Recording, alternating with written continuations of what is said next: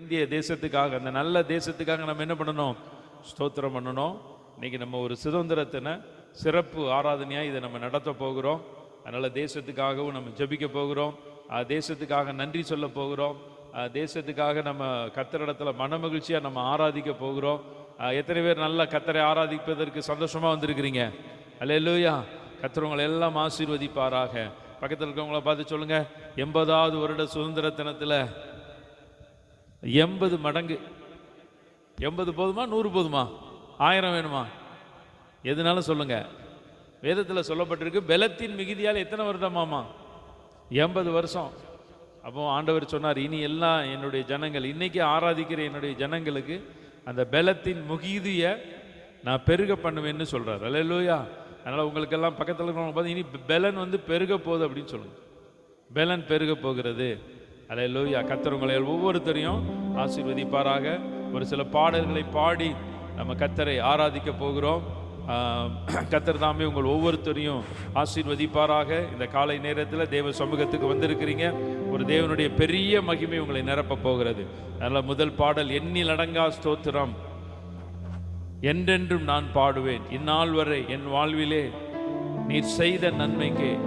அதனால அதை அந்த பாட்டை எழுதினவங்க எண்ணில் அடங்காத ஸ்தோத்திரம் அப்படின்னு தான் பாடினாங்களாம். எண்ணில் அடங்கா ஸ்தோத்திரம், எண்ணில் அடங்காத ஸ்தோத்திரம். அடங்காத ஸ்தோத்திரம் அப்படின்னா, சில நேரங்களில் நம்ம பிரயாணம் பண்ணும்போது ஒரு பெட்டியில் ட்ரெஸ்ஸுகளை வைக்கும். நிறைய ட்ரெஸ் வச்சுருந்தது அந்த பெட்டிக்குள்ளே என்ன ஆகுது? அடங்காது. அந்த மாதிரி தான் நன்மைகள் அடங்காத அளவுக்கு உங்கள் வாழ்க்கையில் வரப்போகிறது.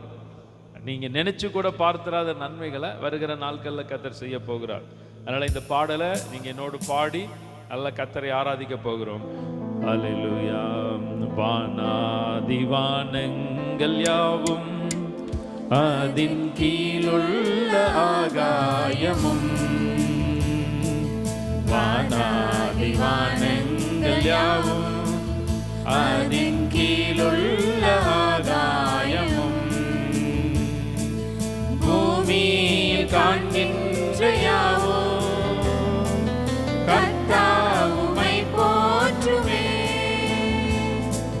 பூமியில் காண்கின்ற யாவும் கர்த்தர் உம்மை போற்றுமே.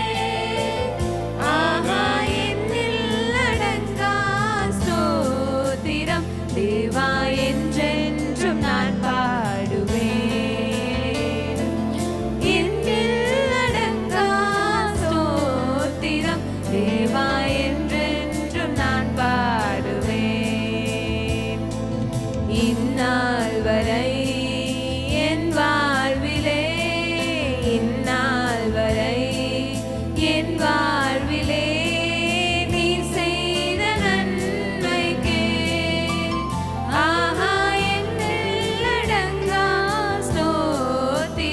தேவா என்றென்றும் நான் பாடுவேன்.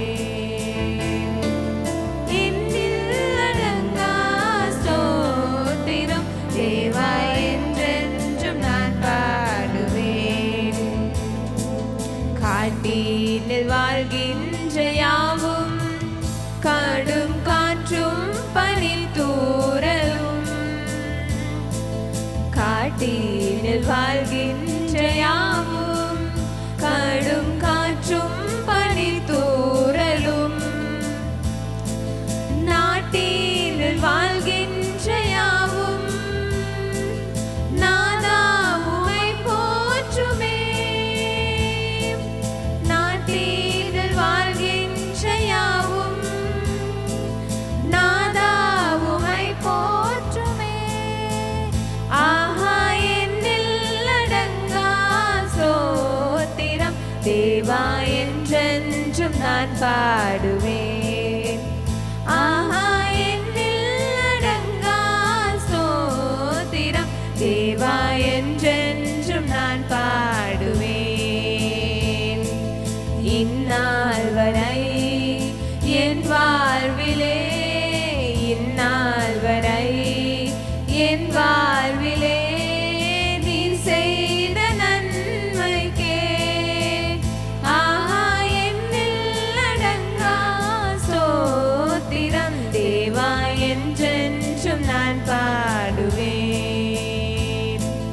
நீரினில் வாழ்கின்ற யாவும் இந்நிலத்தின் ஜீவராசியும்,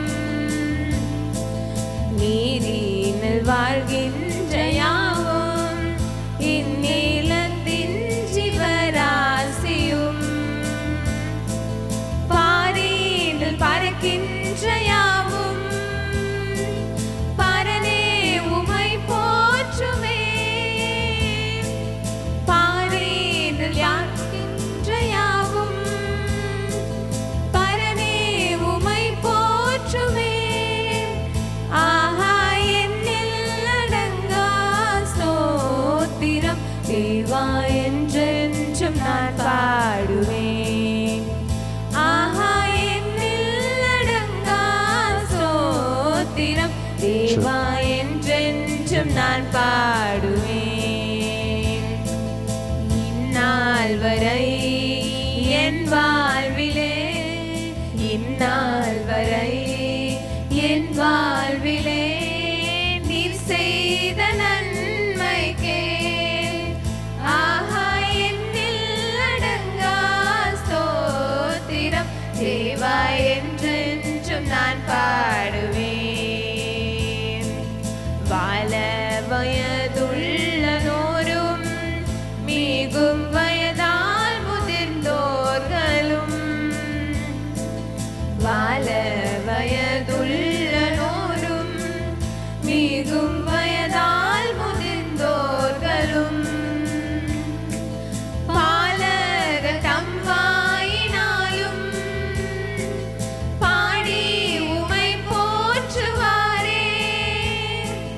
பாலக தம் வாயினாலும் பாடி உமை போற்றுவாரே. ஆஹா என்னில் அடங்கா ஸ்தோத்திரம், தேவா என்றென்றும் நான் பாடுவேன். ஆஹா என்னில் அடங்கா ஸ்தோத்திரம், தேவா என்றென்றும் நான் பாடுவேன். இந்நாள் வரை என் வாழ்விலே, இந்நாள் வரை என் வாழ்விலே நீர் செய்த நன்மைக்கே ஆஹா என்னில் அடங்கா ஸ்தோத்திரம், தேவா என்றென்றும் நான் பாடுவேன். பாவ மனுக்கூலம் யாவும் தேவாவும் அன்பினை உணர்ந்தேன். பாவ மனுக்கூலம் யாவும் தேவாவும் அன்பினை உணர்ந்தேன். சிலுவையின் தியாகத்தை கண்டு ஓயா துதி பாடுதே. சிலுவையின் தியாகத்தை கண்டு ஓயா துதி பாடுதே. ஆஹா என்னில் அடங்கா ஸ்தோத்திரம், தேவா என்றென்றும் நான் பாடுவேன். ஆஹா என்னில் அடங்கா ஸ்தோத்திரம், தேவா என்றென்றும் நான் பாடுவேன். இந்நாள் வரை என் வாழ்விலே, இந்நாள் வரை என் வாழ்விலே நீர் செய்த நன்மைக்கே ஆகா என்னில் அடங்கா ஸ்தோத்திரம், தேவா என்றென்றும் நான் பாடுவேன். ஆகா என்னில் அடங்கா ஸ்தோத்திரம், தேவா என்றென்றும் நான் பாடுவேன். வானாதி வானங்கள் யாவும் அதின் கீழுள்ள ஆகாயமும், வானாதி வானங்கள் யாவும் அதின் கீழுள்ள ஆகாயமும், பூமியில் காண்கின்ற யாவும் கர்த்தா உம்மை போற்றுமே. ஆமென். பூமியில் காண்கின்ற யாவும் கர்த்தர் உம்மை போற்றுவேன். ஆகாயத்தில் அடங்கா ஸ்தோத்திரம் தேவா என்றென்றும் நான் பாடுவேன். ஆகாயத்தில் அடங்கா ஸ்தோத்திரம் தேவா என்றென்றும் நான் பாடுவேன். பாவ மனுக்கூலம் யாவும் தேவாவும் அன்பினை உணர்ந்தே. பாவ மனுக்கூலம் யாவும் தேவாவும் அன்பினை உணர்ந்தே. சிலுவையின் தியாகத்தை கண்டு ஓயா துதி பாடுவே.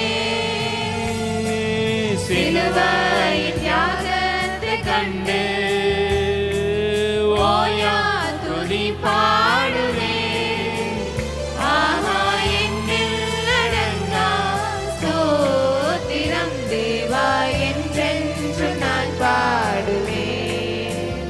ஆகாயத்தில் அடங்கா ஸ்தோத்திரம் தேவா என்றென்று நான் பாடுவேன். இந்நாள் வரை என் வாழ்விலே, எந்நாள் வரை என் வாழ்விலே நீ செய்த நன்மைக்கே ஆகாயத்தில் அடங்கா ஸ்தோத்திரம் தேவா என்றென்று நான் பாடுவேன். ஆகாயத்தில் அடங்கா ஸ்தோத்திரம் தேவா என்றென்று நான் பாடுவேன். ஹல்லேலூயா. 91ஆம் சங்கீதத்தை நீங்க எல்லாம் எடுத்துக்கொள்ளுங்க. 91ஆம் சங்கீதம்.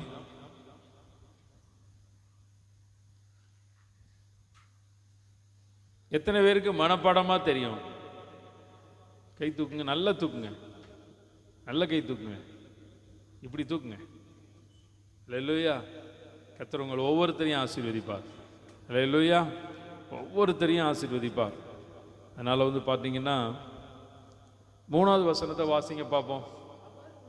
அவர் உன்னை வேடனுடைய கண்ணிக்கும் பாலாக்கும் கொள்ளை நோய்க்கும் தப்புவிப்பார். உங்களை பார்த்து கேள்வி, பாலாக்கும் கொள்ளை நோய்னா என்னது? பாலாக்கும் கொள்ளை நோய் நம்ம சரீரத்தினுடைய ஆரோக்கியத்தை பால்படுத்துறது. ஒரு பலவீனம் வந்துச்சுன்னா ஹாஸ்பிட்டலில் போய் நம்ம எவ்வளோ பணம் செலுத்துக்கிறோம், எவ்வளவோ பணத்தை செலுத்துகிறோம், எவ்வளவோ டைம் உட்கார்றதுன்னு. டாக்டரை பார்க்க பொறுமையாக போய் உட்காரோம்ல, அப்பாயின்மெண்ட் எல்லாம் வாங்கிட்டு உட்காரோம்ல. ஆண்டோடைய சமூகத்தில் அப்படி மனசார வந்து உட்கார்றோமா? பக்கத்தில் இருக்கவங்களை பார்க்க, ஹலோ மனசார ஆண்டோடைய சமூகத்தில் உட்கார்றீங்களான்னு கேளுங்க பார்ப்போம். கேளுங்களேன். ஆனால் அவர் உங்களை சொல்லலைன்னு சொல்லுங்க. அல்லேலூயா, அல்லேலூயா. மாலாக்கும் கொள்ளை நோய். நீங்கள் தேவ சமூகத்தில் உட்கார்றது உங்களுக்கு ஒரு பலன். சொல்லுங்க பார்ப்போம். தேவ சமூகத்தில் உங்களுக்கு உட்கார்றது ஒரு பலன். அப்போ பாலாக்கும் கொள்ளை நோய்களுக்கெல்லாம் கர்த்தர் தப்பு வைக்க போகிறார். 2வது வாசிங்க பார்ப்போம், 6வது வசனத்தை. அடுத்தால இருளில் நடமாடும் கொள்ளை நோய். ஓகே. முதல்ல பாலாக்கும் கொள்ளை நோய், 2வது இருளில் நடமாடும் கொள்ளை நோய். இருளில் நடமாடும் கொள்ளை நோய் இது என்னது தெரியுமா? உங்க வாழ்க்கையில திடீர்னு அந்தகார வல்லமைகள் போராடி சில பலவீனத்தை கொண்டு வர்றது. நீங்க வாழ்க்கையில எழும்பிடக்கூடாது, நீங்க வாழ்க்கையில சுகமா இருக்கக்கூடாது, நீங்க நல்ல ஆரோக்கியமா இருந்து நல்லா தேவனுக்கு மகிமையா நிற்கக்கூடாதுன்னு சொல்லி சில நேரங்களில் சத்துரு சில பலவீனங்களை கொண்டு வருவான். வேதத்தில் யாருக்கு சத்துரு பலவீனத்தை கொண்டு வந்தா? யாரு? சொன்னது யாரு? கை தட்டுங்க. கர்த்தர் அவர்களை ஆசீர்வதிப்பார். இப்படின்னா அதாவது நம்மளுக்கு டக்குன்னு ஞாபகத்துக்கு வரணும். யோபுக்கு ஒரு பலவீனம், கர்த்தர் உத்தரவோடு வந்தார். ஒரு பழைய பாட்டு உண்டு, சத்துரு சோதித்திட தேவ உத்தரவுடன் வருவானோ. அப்போ இருளில் நடமாடும் கொள்ளை நோய், உங்க வாழ்க்கையில பாலாக்குற கொள்ளை நோய் எல்லாம் உங்களுக்கு சுகமாக போகிறது. அடுத்தால இருளில் நடமாடும் கொள்ளை நோய், அதான் ரொம்ப முக்கியம். இருளில் நடமாகிற எல்லா கொள்ளை நோய்களை மாற்றி கர்த்தர் என்ன செய்ய போறார் தெரியுமா? 16வது வசனத்தை வாசிங்க. நீடித்த நாட்களால் அவனை திருப்தியாக்கி என் ரட்சிப்பை அவனுக்கு. இந்த கொள்ளை நோய்கள் உங்க வாழ்க்கையிலிருந்து போனாலே உங்களுக்கு நீடித்த நாட்கள்.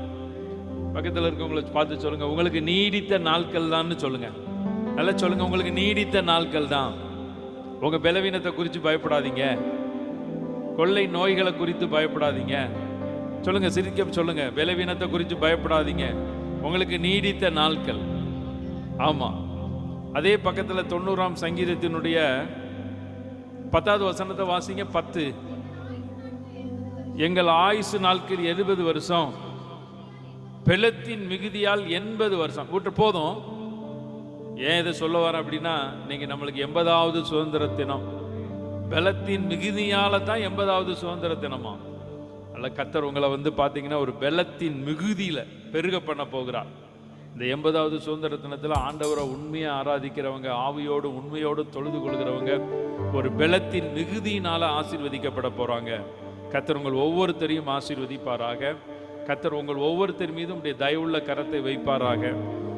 இந்த 91ஆம் சங்கீதத்தினுடைய அடிப்படையில் நிறைய பாடல்கள் உண்டு. நம்ம இந்த ஒரு பாடல், உன்னதரே உம் பாதுகாப்பில் வாழ்கிறேன், சர்வ வல்லவரே உம் நிழலில் தான் தங்கியுள்ளேன், புகலிடமே அடைக்கலமே கோட்டையே நம்பிக்கை என்று சொல்லி நாம் கர்த்தரை பாடி நாம் மகிமைப்படுத்தி கர்த்தரை ஆராதிக்க போகிறோம். உன்னதரே உம் பாதுகாப்பில் வாழ்கின்றேன், சர்வ வல்லவரே உம் நிழலில் தான் தங்கியுள்ளேன், உன்னதரே உம் பாதுகாப்பில் வாழ்கின்றேன், சர்வ வல்லவரே உம் நிழலில் தான் தங்கியுள்ளேன், புகலிடமே அடைக்கலமே கோட்டையே நம்பிக்கையே, புகலிடமே அடைக்கலமே கோட்டையே நம்பிக்கையே, புகலிடமே அடைக்கலமே கோட்டையே நம்பிக்கையே, உன்னதரே உம் பாதுகாப்பில் வாழ்கின்றேன், சர்வ வல்லவரே உம் நிழலில் தான் தங்கியுள்ளேன்.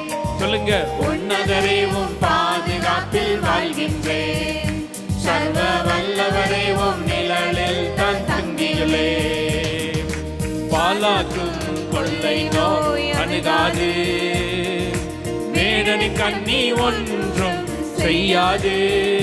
சொல்லுங்க, பாலாக்கும் கொள்ளை நோய் அணுகாது, வேடனின் கண்ணி ஒன்றும் செய்யாது, காக்கும் மரநீரே என் கேடகமானீரே, காக்கும் மரநீரே என் கேடகமானீரே, புகலிடமே அடைக்கலமே கோட்டையே நம்பிக்கையே, புகலிடமே. நல்ல கைதட்டி பாடுவோம். உன்னதரே உம் பாதுகாப்பில் வாழ்கின்றேன், சர்வ வல்லவரே உம் நிழலில் தான் தங்கியுள்ளேன். ஆமென். உன்னதரே உம் பாதுகாப்பில் வாழ்கின்றேன், சர்வ வல்லவரே உம் நிழலில் தான் தங்கியுள்ளேன், படைத்தவரை புகலிடமாய் கொண்டுள்ளேன், பரிசுத்தரே பாதுகாக்கும் மதிலானா, படைத்தவரை புகலிடமாய் கொண்டுள்ளேன், பரிசுத்தரே பாதுகாக்கும் மதிலானா, தீங்கு நிகழாது ஒரு நோயும் அணுகாது. சொல்லுங்க, தீங்கு நல்ல விசுவாசத்தோடு சொல்லுங்க, ஒரு நோயும் அணுகாது, தீங்கு நிகழாது, தீங்கு நிகழாது, ஒரு நோயும் அணுகாது, புகலிடமே அடைக்கலமே கோட்டையே நம்பிக்கையே, புகலிடமே அடைக்கலமே கோட்டையே நம்பிக்கையே, உன்னதரே உம் பாதுகாப்பில் வாழ்கின்றேன், சர்வ வல்லவரே உம் நிழலில் தான் தங்கியுள்ளேன், உன்னதரே உம் பாதுகாப்பில் வாழ்கின்றேன், சர்வ வல்லவரே உம் நிழலில் தான் தங்கியுள்ளேன், வழியெல்லாம் காக்கும் தூதன் எனக்குண்டு, பாதம் கல்லில் மோதாமல் தாங்கிடுவார். சொல்லுங்க, வழியெல்லாம் காக்கும் தூதன் எனக்குண்டு, பாதம் கல்லில் மோதாமல் தாங்கிடுவார், மிதிப்பேன் சிங்கத்தையே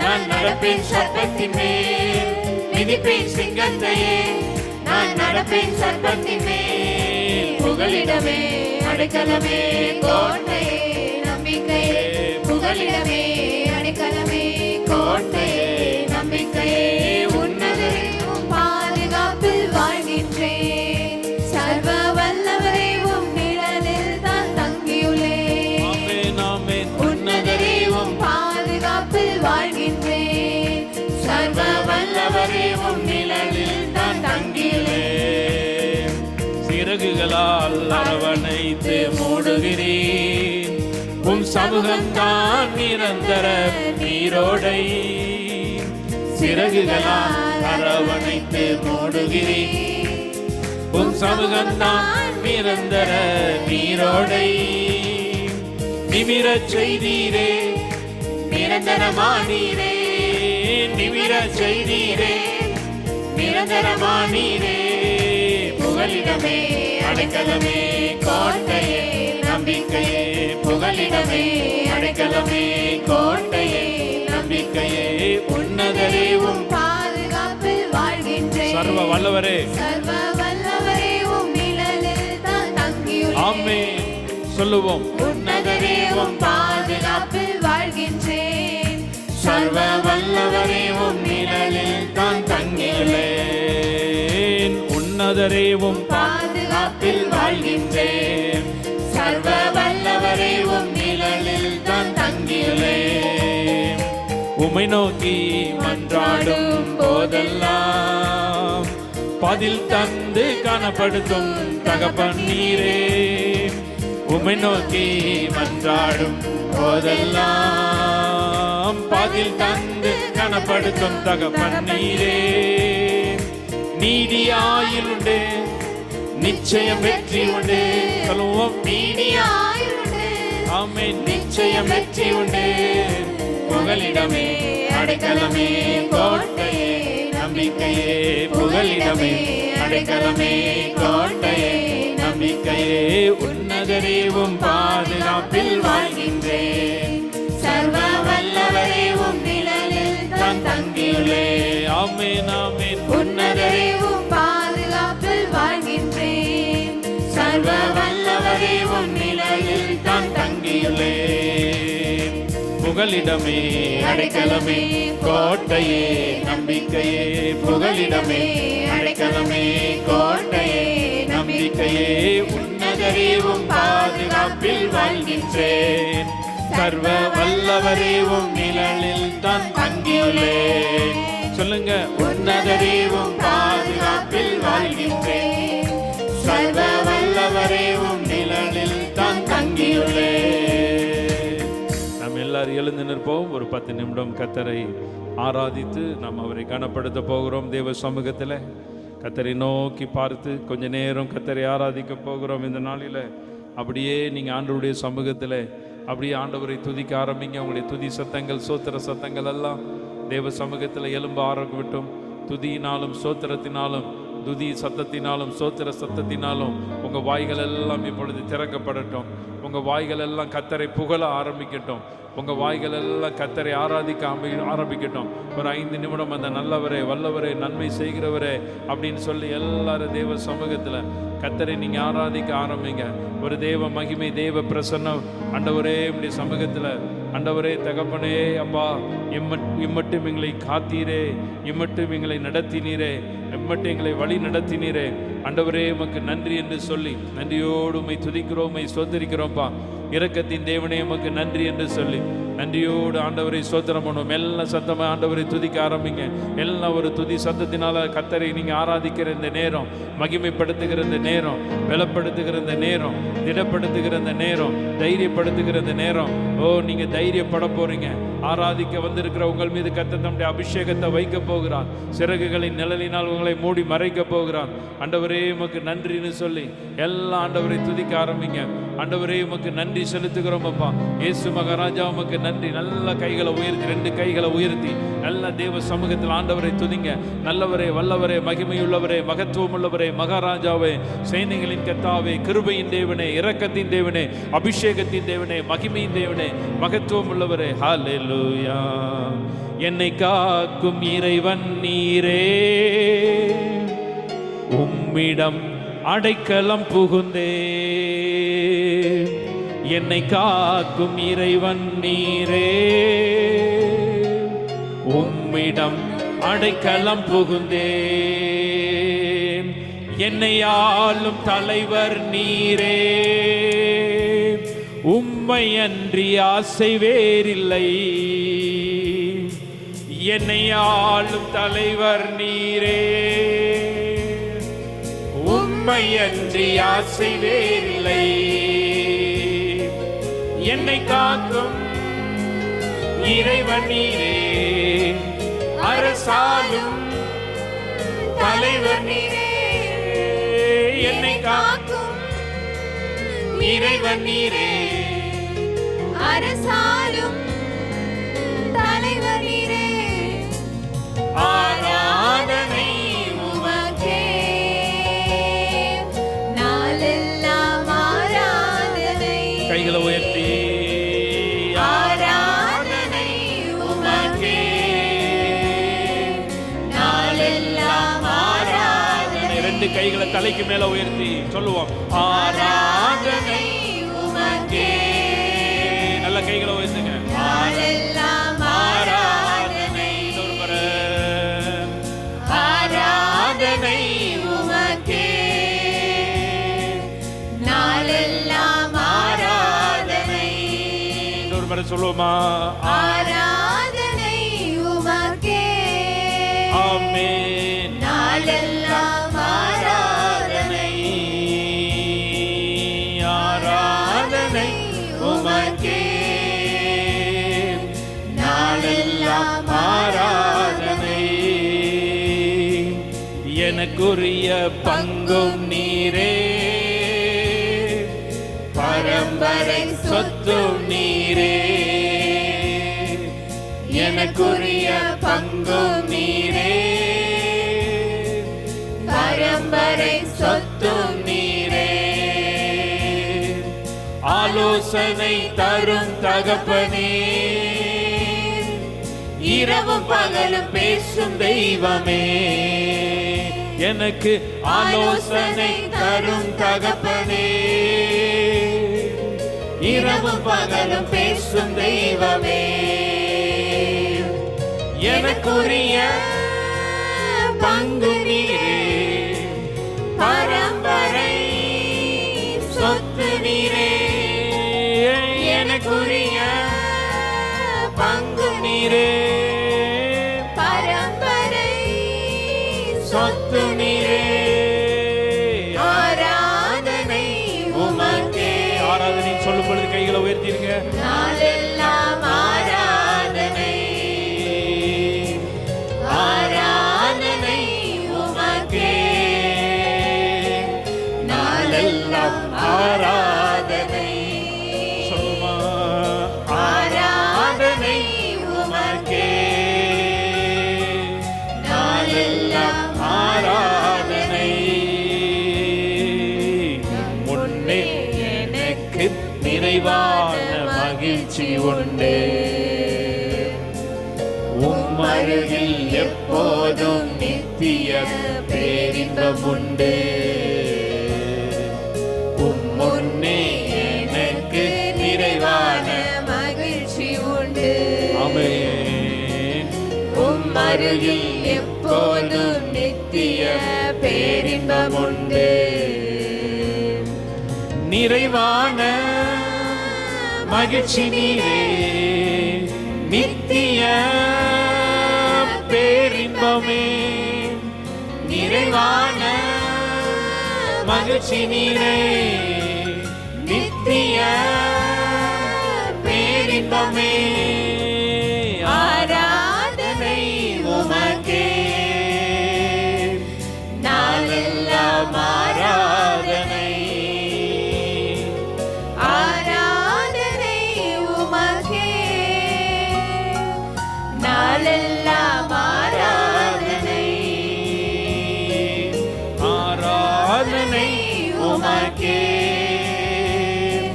நாளெல்லாம் ஆராதனை. சொல்லுவோம். ஆராதனை உமக்கே உமக்கெல்லாம் ஆராதனை. ஆண்டவரை ஸ்தோத்திரம் பண்ணிக்கொண்டே இருங்க. அப்படியே கர்த்தர் உங்க வாழ்க்கையில நன்மை செய்ய போகிறார். ஒரு 10 நிமிடம் ஆண்டவருக்கு நன்றி சொல்லுங்க. இந்த 80வது சுதந்திர தினத்தை கூட கர்த்தர் உங்களை பார்க்க செய்து இருக்கிறார். 100வது சுதந்திர தினத்தையும் பார்க்க பண்ணுவார். 150வது சுதந்திர தினத்தையும் பார்க்க பண்ணுவார். 200வது சுதந்திர தினத்தையும் பார்க்க பண்ணுவார். கர்த்தரை ஆராதிக்கும் பொழுது உங்களுடைய ஜீவனை கர்த்தர் பெருக பண்ணுவார். ஆயுசு நாட்களை பெருக பண்ணுவார். உங்களுடைய பலவீனங்களை எல்லாம் கர்த்தர் மாற்றுவார். உங்களை பலப்படுத்தி சகாயம் பண்ணுவார். போர் அடிக்கிறதற்கு புதிதும் கூர்மையுமான பற்கள் உள்ள எந்திரமாக கர்த்தர் மாற்றுவார். அதனால ஆண்டவருடைய சமூகத்தில் கர்த்தரை துதிப்போம். ஆண்டவரே உமக்கு நன்றி, நன்றி அப்பா. இயேசுவே உம்மை துதிக்கிறோம், உம்மை ஸ்தோத்திரிக்கிறோம்னு சொல்லி, நல்லவரே வல்லவரே நன்றியோடு உம்மை துதிக்கிறோம் அப்பா, நன்றியோடு உம்மை ஸ்தோத்திரிக்கிறோம் அப்பா. இரக்கமுள்ளவரே, மகிமையுள்ளவரே, மகத்துவம் உள்ளவரே, நல்ல கைகளை தட்டி கொண்டே இருங்க. ஒரு கிருபையின் பிரசன்னத்தினால கர்த்தர் உங்களை நிரப்பி கொண்டு இருக்கிறார். ஒரு அபிஷேகத்தின் பிரசன்னத்தினால கர்த்தர் நிரப்பி கொண்டு இருக்கிறார். ஒரு வல்லமையினால கர்த்தர் உங்களை நிரப்பி கொண்டு இருக்கிறார். ஒரு தேவ தயவினால கர்த்தர் உங்களை நிரப்பி கொண்டு இருக்கிறார். அல்லேலூயா. கர்த்தாவே உம்மை நம்பினவர் வெட்கம் அடைவதில்லை. உமக்காக காத்திருப்போம் சோர்ந்து போவதில்லை. கைகளை தட்டி. கர்த்தாவே உம்மை நம்பினவர் வெட்கம் அடைவதில்லை. உமக்காக காத்திருப்போம் சோர்ந்து போவதில்லை. நல்லவரே, செயல்களில் வல்லவரே, நல்லவரே, செயல்களில் வல்லவரே, சொல்வதிலும் செய்வதிலும் முரண்பாடற்றவரே, வல்லவரே, செயல்களில் வல்லவரே, வல்லவரே, செயல்களில் வல்லவரே, சொல்வதிலும் செய்வதிலும் முரண்பாடற்றவரே. மிகுவேல் இஸ்ரவேல் என் நம்பிக்கையானவரே, நம்பிடும் யாவருக்கும் என் அரணாய் நிற்பவரே. மிகுவேல் இஸ்ரவேல் என் நம்பிக்கையானவரே, நம்பிடும் யாவருக்கும் அரணாய் நிற்பவரே. சொல்லுங்க. மிகுவேல் இஸ்ரவேல் என் நம்பிக்கையானவரே, நம்பிடும் யாவருக்கும் நீர் அரணாய் நிற்பவரே. சொல்லுவோம். மிகுவேல் இஸ்ரவேல் என் நம்பிடும் யாவருக்கும் நீர் அரணாய் நிற்பவரே. நடக்குமா நடக்காதா என சோர்ந்து போயிருந்தேன். ஒரு அற்புதம் நடக்காதா என ஏங்கி போயிருந்தேன். எனக்கு நடக்குமா நடக்காதா என சோர்ந்து போயிருந்தேன். அற்புதம் நடக்குமா ஏங்கி போயிருந்தேன். நான் நினைத்திடா வேளையில் அற்புதம் செய்தீரே. யாரும் நினைத்திடா வழியிலும் அற்புதம் செய்தீரே. நினைத்திடா வேளையில் அற்புதம் செய்தீரே. யாரும் நினைத்திடா வழியிலும் அற்புதம் செய்தீரே. வல்லவரே, செயல்களில் வல்லவரே, சொல்வதிலும் செய்வதிலும் முரண்பாடற்றவரே. வல்லவரே, செயல்களில் வல்லவரே, சொல்வதிலும் செய்வதிலும் முரண்பாடற்றவரே. மிகுவேல் இஸ்ரவேல் என் நம்பிக்கையானவரே, நம்பிடும் யாவருக்கும் அரணாய் நிற்பவரே. நம்பிடும் யாவருக்கும் நீர் அரணாய் நிற்பவரே. சொல்லுங்க. நம்பிடும் யாவருக்கும் நீர் அரணாய் நிற்பவரே. பழித்திட வந்தோரை லட்சை மூடினதே. அழித்திட வந்தோரை நிந்தை மூடினதே. என்னை பழித்திட வந்தோரை லட்சை மூடினதே. என்னை அழித்திட நினைத்தோரை நிந்தை மூடினதே. காண்போரை வியந்திட உயர்த்தி வைத்தீரே. அடைவன் தானா என்றென்னும் அளவில் வைத்தீரே. காண்போரே வியந்திட உயர்த்தி வைத்தீரே. அடைவன் தானா என்றென்னும் அளவில் வைத்தீரே. வல்லவரே, செயல்களில் வல்லவரே, சொல்வதிலும் செய்வதிலும் முரண்பாடற்றவரே. வல்லவரே, செயல்களில் வல்லவரே, சொல்வதிலும் செய்வதிலும் முரண்பாடற்றவரே, மிகுவேல் இஸ்ரவேல் என் நம்பிக்கையானவரே, நம்பிடும் யாவருக்கும் நீர் அரணாய் நிற்பவரே, மிகுவேல் இஸ்ரவேல் என் நம்பிக்கையானவரே, நம்பிடும் யாவருக்கும் நீர் அரணாய் நிற்பவரே. சொல்லுங்க, மிகுவேல் இஸ்ரவேல் என் நம்பிக்கையானவரே, நம்பிடும் யாவருக்கும் நீர் அரணாய் நிற்பவரே, வல்லவரே, செயல்களில் வல்லவரே, நல்லவரே, செயல்களில் வல்லவரே, சொல்வதிலும் செய்வதிலும் முரண்பாடற்றவரே, ஓ வல்லவரே, செயல்களில் வல்லவரே, சொல்வதிலும் செய்வதிலும் முரண்பாடற்றவரே, மிகுவேல் இஸ்ரவேல் என் நம்பிக்கையானவரே, நம்பிடும் யாவருக்கும் நீர் அரணாய் நிற்பவரே, மிகுவேல் இஸ்ரவேல் என் நம்பிக்கையானவரே, நம்பிடும் யாவருக்கும் நீர் அரணாய் நிற்பவரே. எல்லாரும் முழங்கால் படியிடுவோம் தெய்வ சமூகத்திலே. எல்லா முழங்கால் படியிடுங்க, கர்த்தருடைய சமூகத்தில் முழங்கால் படியிடுங்க, ஆண்டவருடைய சமூகத்தில்.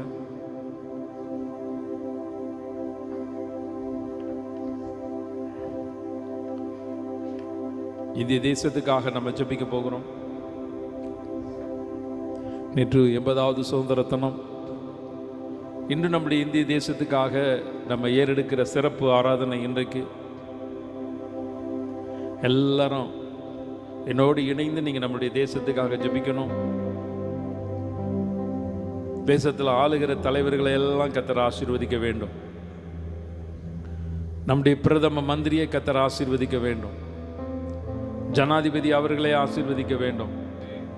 நம்முடைய தமிழ்நாட்டு முதலமைச்சரை கர்த்தர் ஆசீர்வதிக்க வேண்டும். மத்தியிலே ஆட்சி செய்கிற ஒவ்வொரு எம்பிக்கள் மந்திரிமார்களை கர்த்தர் ஆசீர்வதிக்க வேண்டும். ஒவ்வொரு மாவட்டத்தில் இருக்கிற கலெக்டர்கள், ஆட்சியாளர்கள் ஆசீர்வதிக்கப்பட வேண்டும். எதிர்க்கட்சி தலைவர்களாக இருக்கக்கூடிய அரசியல் தலைவர்கள் ஆசீர்வதிக்கப்பட வேண்டும். நன்மைகளை செய்யக்கூடிய ஒவ்வொரு தலைவர்கள் நம்முடைய தேசத்தில் எழும்பிக் கொண்டே இருக்க வேண்டும். வருமானத்தில் குறைவுபட்டிருக்கிற ஏழைகளாக இருக்கக்கூடிய ஜனங்கள் எல்லாம் ஒரு சுபிச்சத்தோடு, உழைப்புக்கேற்ற பலனோடு அவங்க மகிழ்ந்து நம்முடைய தேசத்தில் கலிகூற வேண்டும். நம்முடைய தேசத்துக்காக 2 கரங்களை உயர்த்துவோமா? ஆண்டவரே, எங்களுடைய தேசத்தை ஆசீர்வதிங்கப்பா. என்னுடைய தேசத்தில் ஆளுகிற தலைவர்களை ஆசீர்வதிங்கப்பா. என்னுடைய தேசத்தின் மீது உங்களுடைய தயவுள்ள கரத்தை வைங்கப்பா. எங்கள் தேசத்தை நீங்கள் ஆசீர்வதிங்க ஆண்டவரே. எங்களுடைய தமிழ்நாட்டை ஆசீர்வதிங்க ஆண்டவரே. எங்களுடைய தமிழ்நாட்டின் மீது உங்களுடைய தயவுள்ள கரத்தை வைங்க ஆண்டவரே. தமிழ்நாட்டில் இப்பொழுது ஆண்டு கொண்டிருக்கிற அந்த புதிய ஆட்சியில் இருக்கக்கூடிய முதலமைச்சரை ஆசீர்வதிங்க ஆண்டவரே. கர்த்தருடைய கரத்தின் நிழலினால் எங்களுடைய தமிழ்நாட்டை மூடி மறைத்துக் கொள்ளுங்கப்பா. என்னுடைய கோயம்புத்தூர் பட்டணத்தை ஆசீர்வதிங்க ஆண்டவரே. ஹல்லேலூயா. அடுத்தபடியா நம்முடைய தேசத்தின் இராணுவத்தில் இருக்கக்கூடிய ஒவ்வொரு இராணுவ படைப்பிரிவுகள், குறிப்பாக எல்லைகளில் பாதுகாப்பில் இருக்கக்கூடிய இராணுவ வீரர்களுக்கு நம்ம ஜெபிக்க வேண்டும். இரவும் பகலாக பனி குளிர்ல சரியான எந்த ஒரு வசதிகள், அடிப்படை தேவைகள் இல்லாதபடி தேசத்துக்காக இரவு முழுவதும் கண்முழித்து தங்களுடைய கடமையை, தன்னுடைய உயிரை கூட பொருட்படுத்தாம கடமையில கண்ணாய் இருக்கக்கூடிய எல்லா மக்களுக்காக நம்ம ஜெபிக்க போகிறோம். எல்லாருக்காக ஒரு விஷயம், அவர்களுக்காக கூட நம்ம கரங்களை உயர்த்துவோம். இராணுவர்களுக்கு, இராணுவ வீரர்கள், எல்லை பாதுகாப்பு படைகள், இராணுவ தளபதிகள், நம்முடைய தேசம் இராணுவத்தில் சிறந்து விளங்க வேண்டும். எல்லை பாதுகாப்பில் இருக்கக்கூடிய பார்டர் செக்யூரிட்டி போர்ஸை கர்த்தர் ஆசீர்வதிக்க வேண்டும். தரைப்படை, விமானப்படை, கப்பல் படை எல்லாவற்றையும் கர்த்தர் ஆசீர்வதிக்க வேண்டும். ஆண்டவரே, எங்களுடைய இராணுவத்தில் இருக்கக்கூடிய ஒவ்வொரு வீரர்கள், அவருடைய குடும்பங்கள் ஆசீர்வதிக்கப்பட வேண்டும்.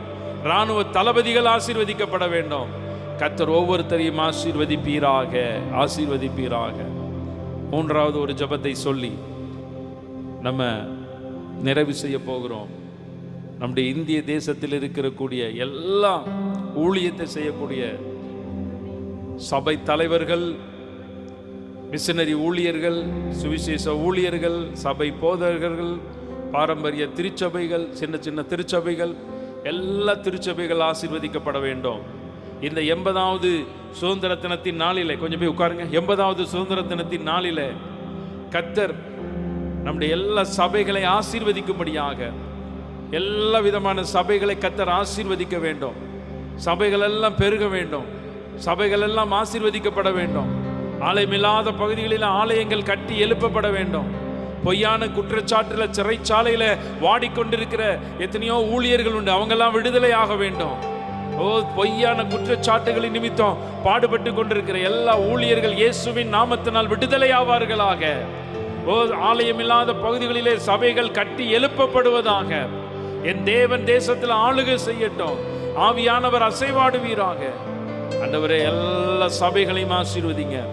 ஒவ்வொரு பரிசுத்த ஞாயிற்றுக்கிழமை ஆராதனையில ஜனங்கள் திரளாய் ஆராதனைக்கு புறப்பட்டு செல்வார்களாக. கர்த்தர், எங்களுடைய இந்திய தேசத்தை நீர் ஆசீர்வதித்ததற்காக நாங்கள் உமக்கு நன்றி செலுத்துகிறோம். தேவ மகிமையின் கரம் கூட இருப்பதாக. இயேசு கிறிஸ்து மூலமாய் ஜெபிக்கிறோம் நல்ல பிதாவே. ஆமேன், ஆமேன், அல்லேலூயா.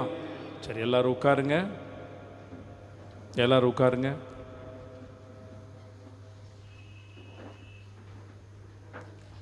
அல்லேலூயா. முதலாவது வேத பாடம் வாசிக்கப்படும். ரெண்டாவது மாறி மாறி சங்கீதம் வாசிக்கப்படும். நீங்கள் எல்லாரும் வேத பாடகத்துக்காக உங்களுடைய வேதாகமத்தை எடுத்துக்கொள்ளுங்க. பைபிளோட கொண்டு வந்தவங்க எல்லாரும் பைபிளை உயர்த்தி அல்லையே சொல்லுங்கள். பைபிளோட வந்தவங்க அல்லேலூயா. யாருக்காவது பைபிள் இல்லை, வாங்க முடியலன்னா சொல்லுங்கள், நாங்கள் தருவோம். பைபிளே எங்களுக்கு வாங்க முடியல அப்படின்னா அப்புறம் உங்களுக்கு ஒரு அறிவுரை சொல்கிறேன். ஒரு வருஷத்துக்கு ஒரு தடவை புது பைபிள் மாற்றிடணும். எத்தனை பேர் ரட்சிக்கப்பட்ட புதுசிலே வச்சுருக்கிற பைபிளை வச்சுருக்கீங்க? உங்கள் பைபிளை கொஞ்சம் காமிங்க, நான் பார்க்குறேன். கொஞ்சம் நல்லா காமிங்க, நல்லா காமிங்க. பழைய பைபிள் வச்சுருக்கவங்ககிட்ட ரொம்ப கம்மியாக காமிக்கிங்க. புது பைபிள் வாங்குங்க. ஒரு 250 ரூபா 300 ரூபா நல்ல பைபிள் வாங்க. குருமூர்த்தி ஐயா பைபிளோடு தான் வரணும். சரி, ரைட்டு, பத்திரமா வச்சுக்கிடுங்க. இல்லை, அவர் எனக்கு ரொம்ப பிடிக்கும், அதனால் சொல்கிறேன்னா அவரை மட்டும்தான் சொல்கிறேன். பைபிளோடு வரணுன்னே.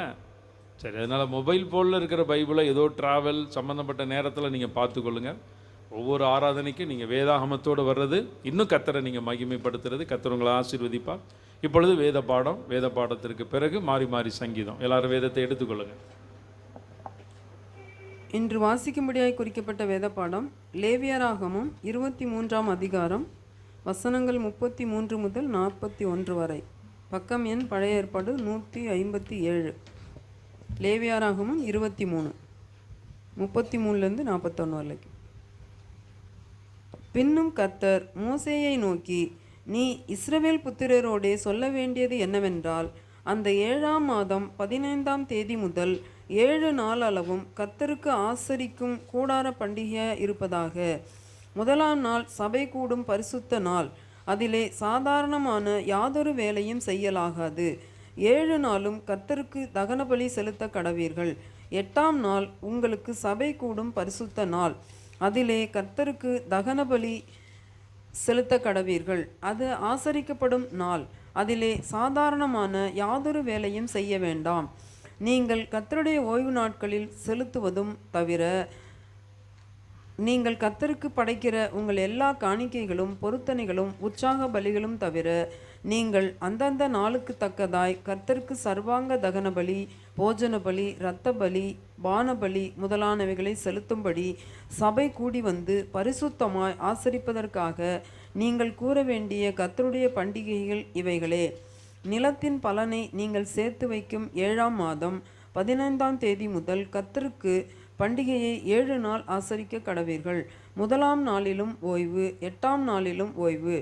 முதலாம் நாளிலே அலங்காரமான விருட்சங்களின் கனிகளையும் பேரிச்சம் ஓலைகளையும் தழைத்திருக்கிற விருட்சங்களின் கிளைகளையும் ஆற்று அலரிகளையும் கொண்டு வந்து உங்கள் தேவனாகிய கர்த்தருடைய சந்நிதியில் 7 நாளும் மகிழ்ச்சியாயிருங்கள்.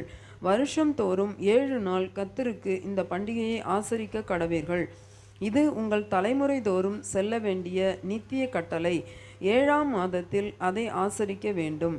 குறிக்கப்பட்ட வேத பாடம் வாசித்தாயிற்று. எல்லாரும் எழுந்து நிற்போம். சங்கீத பகுதிக்காக மாறி மாறி சங்கீதம் வாசிக்கப்படும்படியாக எல்லாரும் எழுந்து நில்லுங்க ஒரு நிமிடம்.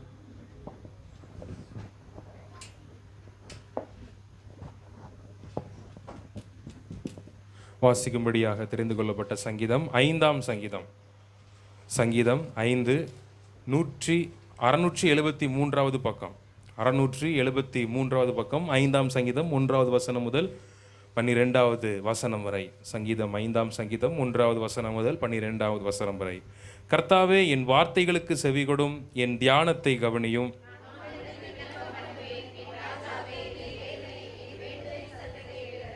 கர்த்தாவே, காலையிலே என் சத்தத்தை கேட்டருளுவீர். காலையிலே உமக்கு நேராக வந்து ஆயத்தமாகி காத்திருப்பேன். வீம்புக்காரர் உம்முடைய கண்களுக்கு முன்பாக நிலை நிற்க மாட்டார்கள். அக்கிரமக்காரர் யாவரையும் வெறுக்கிறீர்.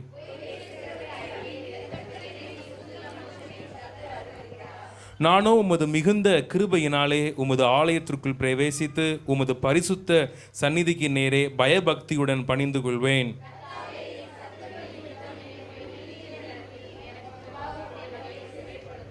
அவர்கள் வாயில் உண்மை இல்லை, அவர்கள் உள்ளம் கேடுபாடுள்ளது. அவர்கள் தொண்டை திறக்கப்பட்ட பிரேதகுழி, தங்கள் நாவினால் இச்சகம் பேசுகிறார்கள்.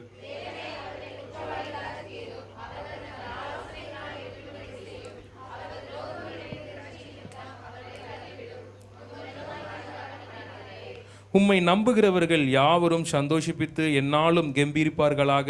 நீர் அவர்களை காப்பாற்றுவீர். உம்முடைய நாமத்தை நேசிக்கிறவர்கள் உம்மில் களி கூறுவார்களாக. யாவரும் சேர்ந்து வாசிப்போம். கர்த்தாவே, நீர் நீதிமானை ஆசீர்வதித்து காருண்யம் என்னும் கேடகத்தினாலே அவனை சூழ்ந்து.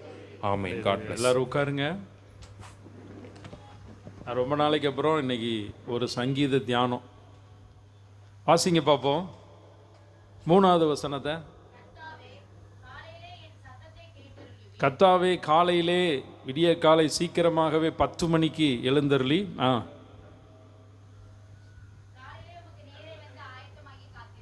கொஞ்சம் இருங்க, அந்த பிரச்சனை முடியட்டும். எல்லாரும் அங்கே பார்த்துக்கிடுங்க. ஓகே, இப்போ இங்கே கவனிங்க. ஓகே, சரி. 3வது வசனத்தை வாசிங்க.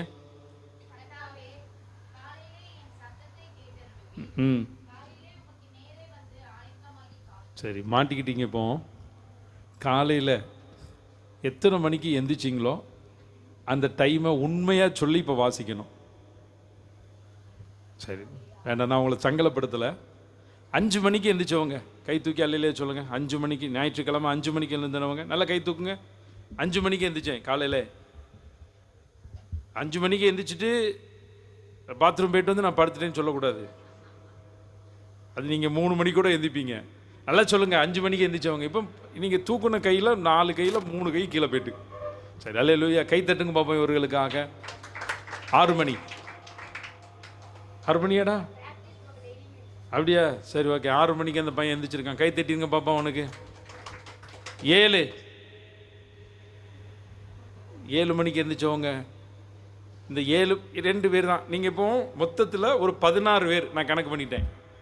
5 மணிக்கும் 6 மணிக்கும் 7 மணிக்கும் எந்திரிச்சது 16 பேர் கை தூக்குனதை வச்சு. மிச்ச கேஸ் எல்லாம் 7 மணிக்கு மேலே எந்திரிச்சிருக்கீங்க. இது நியாயமா? இது நியாயமா? யாரு யாரு யாரு சுசுலாமா கை தட்டுங்க. 4 மணி. இந்த 3 மணிக்கு எந்திரிக்கிற ஒரு கேஸ் இருக்குதாங்க எங்கள் வீட்டம்மா. நான் சொல்லலை, வேண்டாம். அதனால் உங்களை கர்த்தர் ஆசீர்வதிப்பார். எப்போவுமே 3 மணிக்கு எந்திரிச்சு ஜெபம் பண்ணிடுவாங்க. எவ்வளோ டயர்ட்லையும் சரி, எவ்வளோ லேட்டானாலும் சரி, அந்த 3 மணிக்கு ஒரு ஜெப சத்தம் இருக்கும், ஒரு பாட்டு சத்தம் இருக்கும். அதுவும் லைட்டெல்லாம் ஆஃப் பண்ணிவிட்டு அப்படி பாட்டை மனப்பாடமாக படிச்சுட்டு இருப்பாங்க. அதனால் கர்த்தர் உங்களை ஆசீர்வதிப்பார். அல்லேலூயா. அப்போ கர்த்தாவே, காலையில் என் சத்தத்தை கேட்டருளுவீர். காலையிலே உமக்கு நேரே வந்து என்ன பண்ணுவேன்? ஆயத்தமாகி காத்திருப்பேன். ஞாயிற்றுக்கிழமை பரிசுத்தமான நாள், கர்த்தரை ஆராதிக்கிற நாள். எல்லா நாளை விட நீங்கள் அன்றைக்கி முன்னக்கூட்டி எந்திக்கணும். ஞாயிற்றுக்கிழமை தான் எங்கள் பிள்ளைகள் 10 மணி வரைக்கும் தூங்குதுன்னு சொல்லி பிள்ளைகளை தூங்க வைக்கக்கூடாது. புரியுதா? சில வீடுகளில் நான் பார்த்துருக்கேன், திங்கட்கிழமை பிள்ளைகளை எழுப்புறது கஷ்டமாக இருக்கும். ஆனால் சனிக்கிழமை சீக்கிரமாக எழுந்திரிச்சு நிற்கும். எத்தனை வீட்டில் அந்த அனுபவம் இருக்குது? சிரிக்கிறீங்க இல்லையா? சிரிக்கிறத வச்சே கண்டுச்சிக்கலாம். சனிக்கிழமை சீக்கிரம் எழுந்துடும், மறுபடியும் ஞாயிற்றுக்கிழமை ரொம்ப நேரம் தூங்கும். புரியுதா? அதனால் நீங்கள் சனிக்கிழமை நீங்கள் ஆராதனைக்காக நல்லா ஆயத்தமாக்கி ஜெபம் பண்ணணும். ஞாயிற்றுக்கிழமை குறைஞ்சபட்சம் 6 மணிக்கு எந்திரிச்சிடணும், என்ன டயர்டம் இருந்தாலும் சரி. இன்னைக்கு 9 மணிக்கு ஆராதனை, 9 மணிக்கு சரியா ஒரு அக்கா வந்தாங்க. அவங்களுக்கு கை தட்டுங்க பார்ப்போம். அந்த அக்கா நம்ம வின்சென்ட் அண்ணன், அந்த அக்கா ஒரு நிமிஷம் எந்திரிங்க பார்ப்போம். முதல்ல 9 மணிக்கு வந்தாங்க. அப்புறம் 9:15 சிலர்லாம் வந்தீங்க, சிலர் 9:30 வந்தீங்க, சிலர் 10க்கு வந்தீங்க, சிலர் லேட்டாக வருவீங்க, இன்னும் வந்துக்கிட்டும் இருப்பாங்க. நான் உங்களை குறைவாவோ குற்றப்படுத்துறதுக்கோ சொல்லலை. கொஞ்சம் பிரயாசப்படுங்க, முன்ன கூட்டி வர்றதுக்கு நீங்கள் என்ன பண்ணுங்கள், பிரயாசப்படுங்க. கர்த்தர் உங்களை ஆசீர்வதிப்பார். அல்லேலூயா. உங்கள் நன்மையும் உங்கள் வாழ்க்கையில் முன்னக்கூட்டியே வரணும். அல்லேலூயா. நன்மையும் உங்கள் வாழ்க்கையில் சீக்கிரத்தில் வரணும். கர்த்தர் உங்களை ஆசீர்வதிப்பாராக. அப்போ காலையிலே 3வது வசனத்தை வாசிங்க. கர்த்தாவே இனிமே காலையில் 5 மணிக்கே, அப்படி வாசிங்க பார்ப்போம். வாசிக்கிறதுக்கே கஷ்டமாக இருக்குல்ல. சரி, 6 மணி. ஆ ஆ காலையிலே ஆராதனை நேரம் 9 மணினா 8:50 வந்து காத்திருப்பேன். அல்லேலூயா. நீங்கள் காத்திருந்து பாருங்கள், கர்த்தர் நிச்சயமாக உங்களை ஆசீர்வதிப்பார். அல்லேலூயா. கர்த்தர் உங்களை இன்னும் நிச்சயமாக என்ன பண்ணுவார், அதிகமாக ஆசீர்வதிக்கிற ஒரு தேவனாக இருக்கிறார். அடுத்தபடியாக ஒரே ஒரு வசனத்தை வாசிப்போம். 7வது வசனத்தை. நானோ உமது மிகுந்த கிருபையினாலே உம்முடைய ஆலயத்துக்குள் பிரவேசித்து உம்முடைய பரிசுத்த சந்நிதிக்கு நேரே நேரே பயபக்தியுடன் பணிந்து கொள்வேன். இன்னொரு முறை வாசிங்க இந்த வசனத்தை.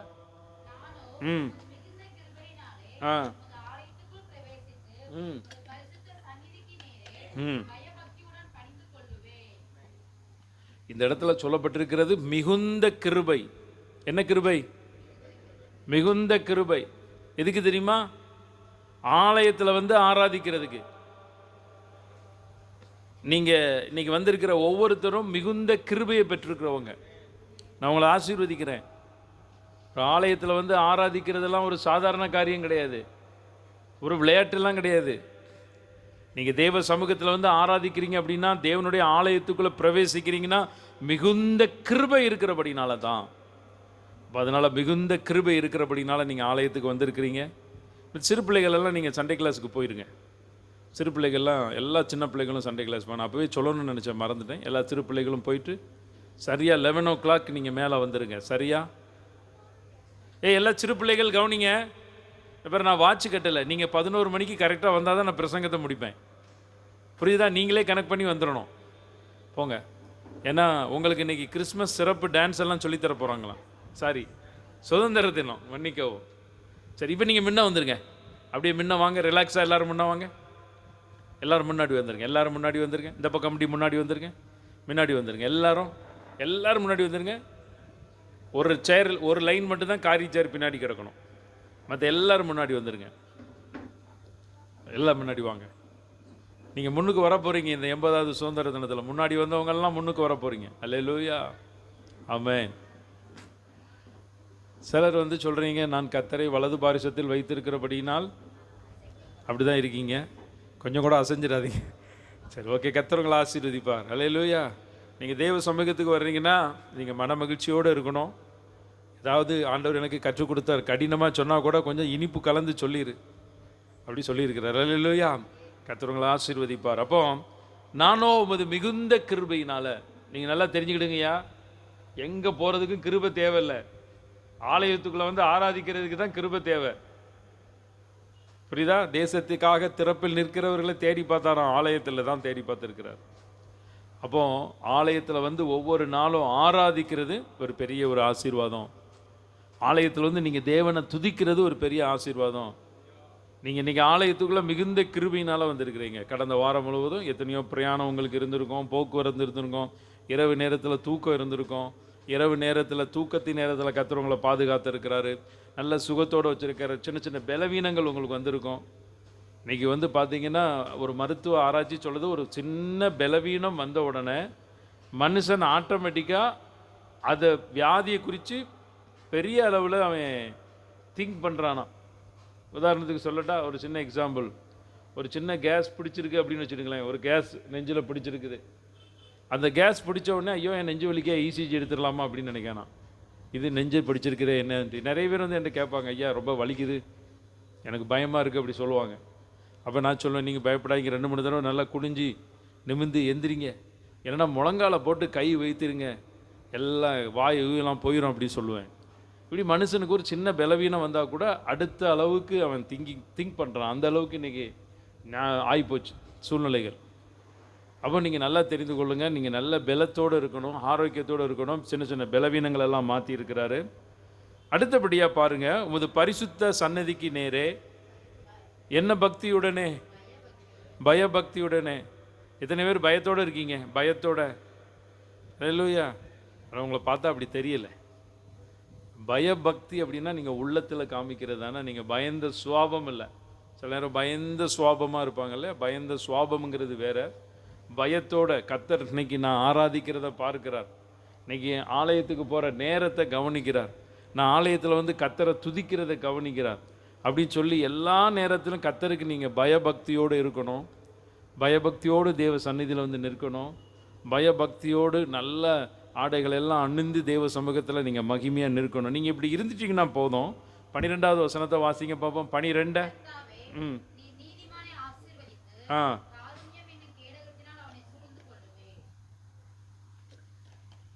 கர்த்தாவே நீர் நீதிமானை ஆசீர்வதித்து காருண்யம் என்னும் கேடகத்தினால் அவனை, 2 ஆசீர்வாதம், பெரிய ஆசீர்வாதம். முதல்ல கர்த்தர் ஆசீர்வதிப்பார், 2வது காருண்யம் என்னும் கேடகத்தினால் அவனை சூழ்ந்து கொள்வாராம். காருண்யம் என்னும் கேடகம். இது சுதந்திர தின நிகழ்ச்சியெல்லாம் பார்த்தீங்களா? டிவியில் சுதந்திர தின நிகழ்ச்சி பார்த்தீங்களா? நம்ம டெல்லியில் நடந்த சுதந்திர தின நிகழ்ச்சி பார்த்தீங்களா? சுதந்திர தின நிகழ்ச்சி பார்த்தீங்களா? அப்போ நம்ம பாரத பிரதமர் ஐயா நரேந்திர மோடி வந்தார். நரேந்திர மோடி வந்த உடனே அப்படியே அந்த காரிலேருந்து இறங்கும்போது, இந்த காருக்கு இந்த சைடு 2 பேர், அந்த சைடு 2 பேர், பின்னாடி ஒருத்தர், முன்னாடி அத்தனை பேர் அப்படி அந்த காரை என்ன பண்ணாங்க, சூழ்ந்து நின்னாங்க. ஒவ்வொருத்தர் கையிலையும் ஒரு சின்ன ப்ரீப் கேஸ் இருந்துச்சு. எத்தனை பேர் பார்த்தீங்க? எத்தனை பேர் பார்த்தீங்க? பார்க்கலன்னா ரிவைண்ட் பண்ணி பாருங்கன்னா எல்லார் கையிலையும் ஒரு பெட்டி இருக்கும். எதுக்கு பெட்டியோடு வர்றாங்க? என்ன ஸ்டைலுக்கா? இல்லை, அவருடைய பாதுகாப்பு. அந்த அந்த அந்த ப்ரீப் கேஸ் மாரி இருக்கிறத லாக் பண்ணால் 6 அடி வந்துடும். டக்குன்னு அந்த 6 பேரும் சூழ்ந்து அந்த ப்ரீப் கேஸை வச்சு மறைச்சிட்டாங்கன்னா அது குண்டு துளைக்காத பகுதி. அதுதான் கையில் வச்சுருக்காங்க. ஒரு உலக மனிதனுக்கே ஒரு காருண்யம் என்னும் கேடகம் இருக்குது. எத்தனை பேருக்கு இப்படிப்பட்ட பாதுகாப்பு வேணும்? நீங்கள் கர்த்தரை உண்மையாக ஆராதிச்சு பாருங்கள், இந்த பாதுகாப்பு உங்களுக்கு இருக்கும். அண்ணா நரேந்திர மோடி ஐயாவுக்கு இந்த பப்ளிக்கில் வரும்பொழுது அப்படி அந்த வந்து நிற்கிறாங்க. அந்த இதை பார்த்த உடனே அப்படி அந்த மெய்க்காவலர்கள், பாதுகாவலர்கள். மெய்க்காவலர்கள்னால் என்ன அர்த்தம் தெரியுமா? மெய்க்காவலர்கள்னால் தங்கள் உயிரை கூட அவங்க பணைய வைக்கணும், தான் உயிரை பொருட்படுத்தாமல் அவங்கள பாதுகாக்கணும். இதை யார் செய்வா? உங்களுக்கு கர்த்தர் தான். உங்களுக்காக உயிரே கொடுத்தவர் உங்களை உயிரை பாதுகாப்பார். அல்லேலூயா. அப்போ காருண்யம் என்னும் கேடகத்தினால் உங்களை சூழ்ந்து கொள்வார். அதனால் கர்த்தர் உங்களை எல்லாம் ஆசீர்வதிப்பாராக. அதனால் மீண்டும் இப்போல்லாம் ஒரு சிலர் எல்லாரும் வந்துட்டீங்க, மீண்டும் சொல்லுங்கள் பார்ப்போம். 80வது சுதந்திர தின வாழ்த்துக்களை பக்கத்தில் இருக்கவங்கள சொல்லி உடைய அன்பை பகிர்ந்து கொள்ளுங்கள்.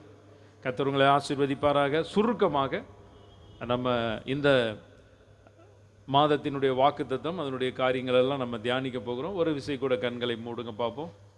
ஒரு விஷயம் எல்லாரும் கண்களை மூடுங்க. கண்களை மூடி ஆண்டவரை துதிக்க ஆரம்பிங்க. ஆண்டவரை ஸ்தோத்திரம் பண்ண ஆரம்பிங்க. ஆண்டவரே உமக்கு நன்றி அப்பா, இயேசுவே உம்மை துதிக்கிறோம், ஸ்தோத்தரிக்கிறோம்னு சொல்லி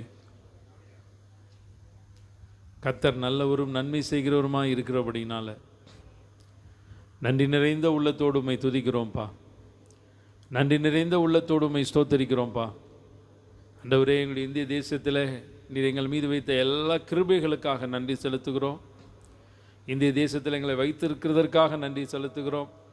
ஒரு இந்தியனாக, இந்திய பிரஜையாக கர்த்தர் எங்களை வைத்திருக்கிறபடினால் உமக்கு நன்றி செலுத்துகிறோம்.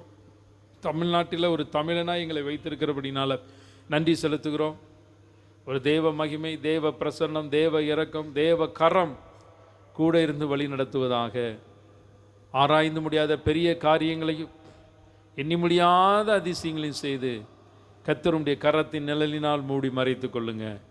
இயேசு கிறிஸ்து மூலமாய் செபிக்கிறோம் நல்ல பிதாவே, ஆமேன் ஆமேன். அல்லேலூயா. சரி, வாசிப்போம் யோவேல் தீர்க்கதரிசியின் புஸ்தகம். இந்த மாதத்திற்காக கர்த்தர் கொடுத்த வாக்குத்தத்தங்கள். யோவேல் 2ஆம் அதிகாரம், 3ஆம் அதிகாரம், இல்லை 2ஆம் அதிகாரம், யோவேல் 2:21 வாசிங்க பார்ப்போம். தேசமே பயப்படாதே, மகிழ்ந்து கலிகூறு, கர்த்தர் பெரிய காரியங்களை செய்வார். அல்லேலூயா. பெரிய காரியங்களை கர்த்தர் செய்யணும். இன்னொரு பகுதியில் வேத வசனம் இருக்குது சங்கீதத்தில், கர்த்தர் நமக்கு பெரிய காரியங்களை செய்தார். வாசிங்க அந்த வசனத்தை. அந்த வசனத்தை எடுத்து சத்தமா வாசிங்க.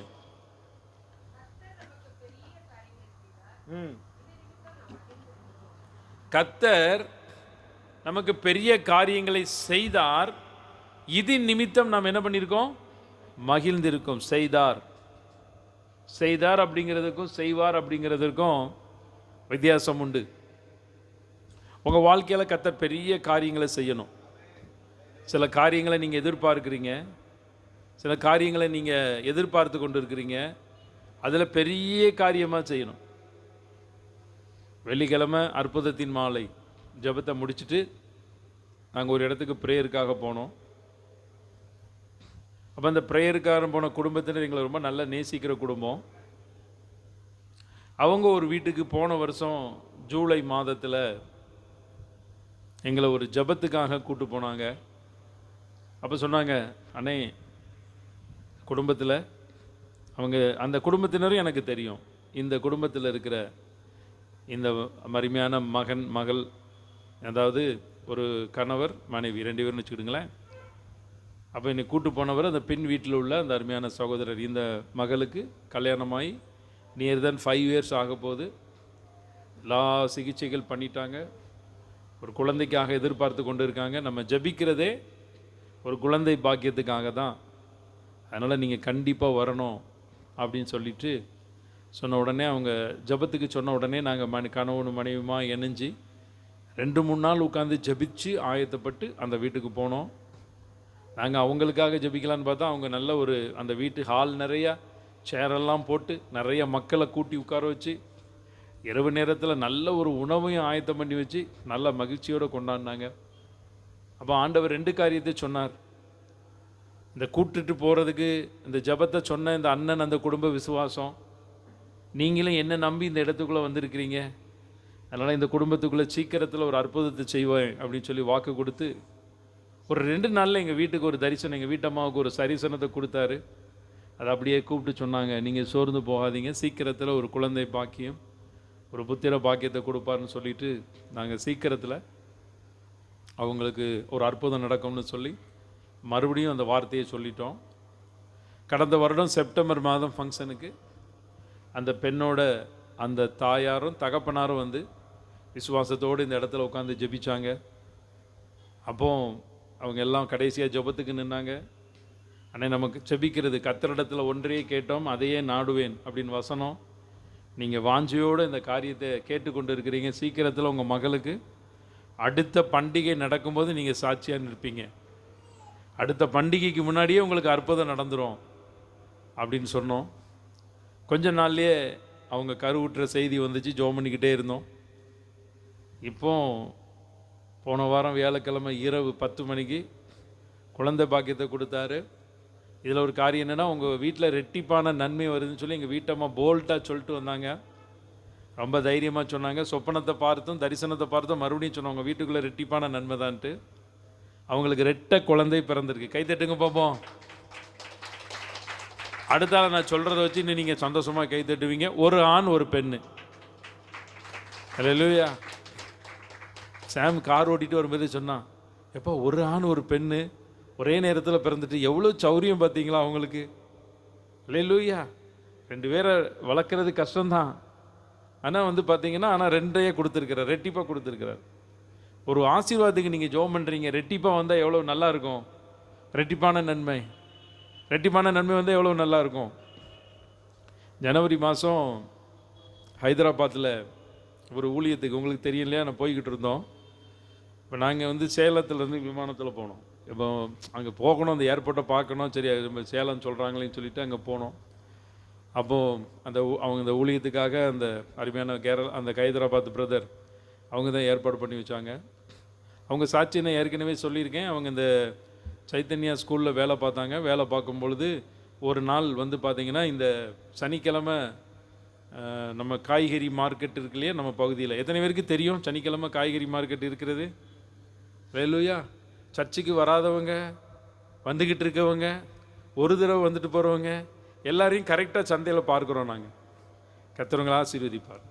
அதனால வந்து பார்த்திங்கன்னா அந்த காய்கறி எல்லாம் வாங்கிட்டு ஒரு நாள் போகும்போது அந்த பக்கத்து சர்ச்சில் நம்ம அந்த ப்ளூ கலர் லைட்டு போட்டுட்டு நம்ம உட்காந்து ஆயத்த ஜெபம் பண்ணிக்கிட்டு இருக்கும்போது திடீர்னு திரும்பி பார்த்துருக்கிறாரு.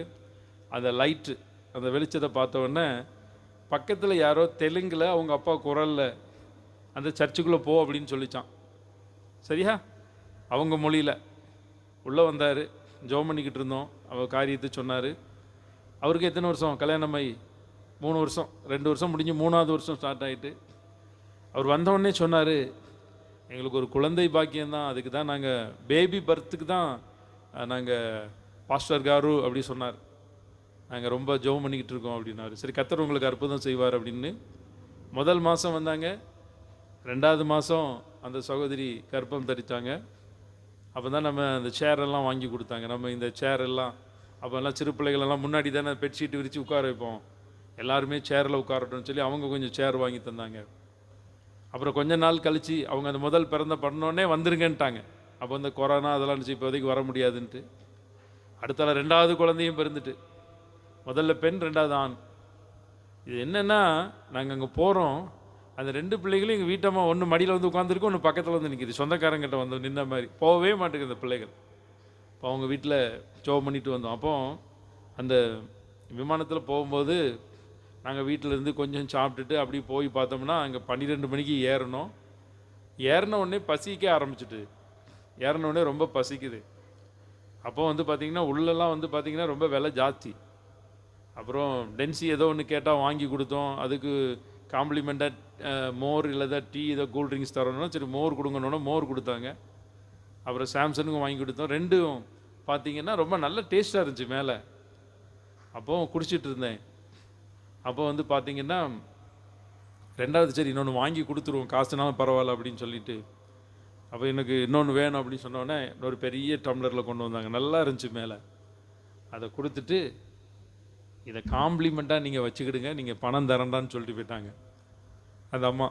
விமான பணிப்பெண் வந்துட்டு, இது உங்களுக்கு நாங்கள் ஏர்லைன் சார்பாக என்ன பண்ணுறோம், காம்ப்ளிமெண்ட்டாக தர்றீங்க அப்படின்னாங்க.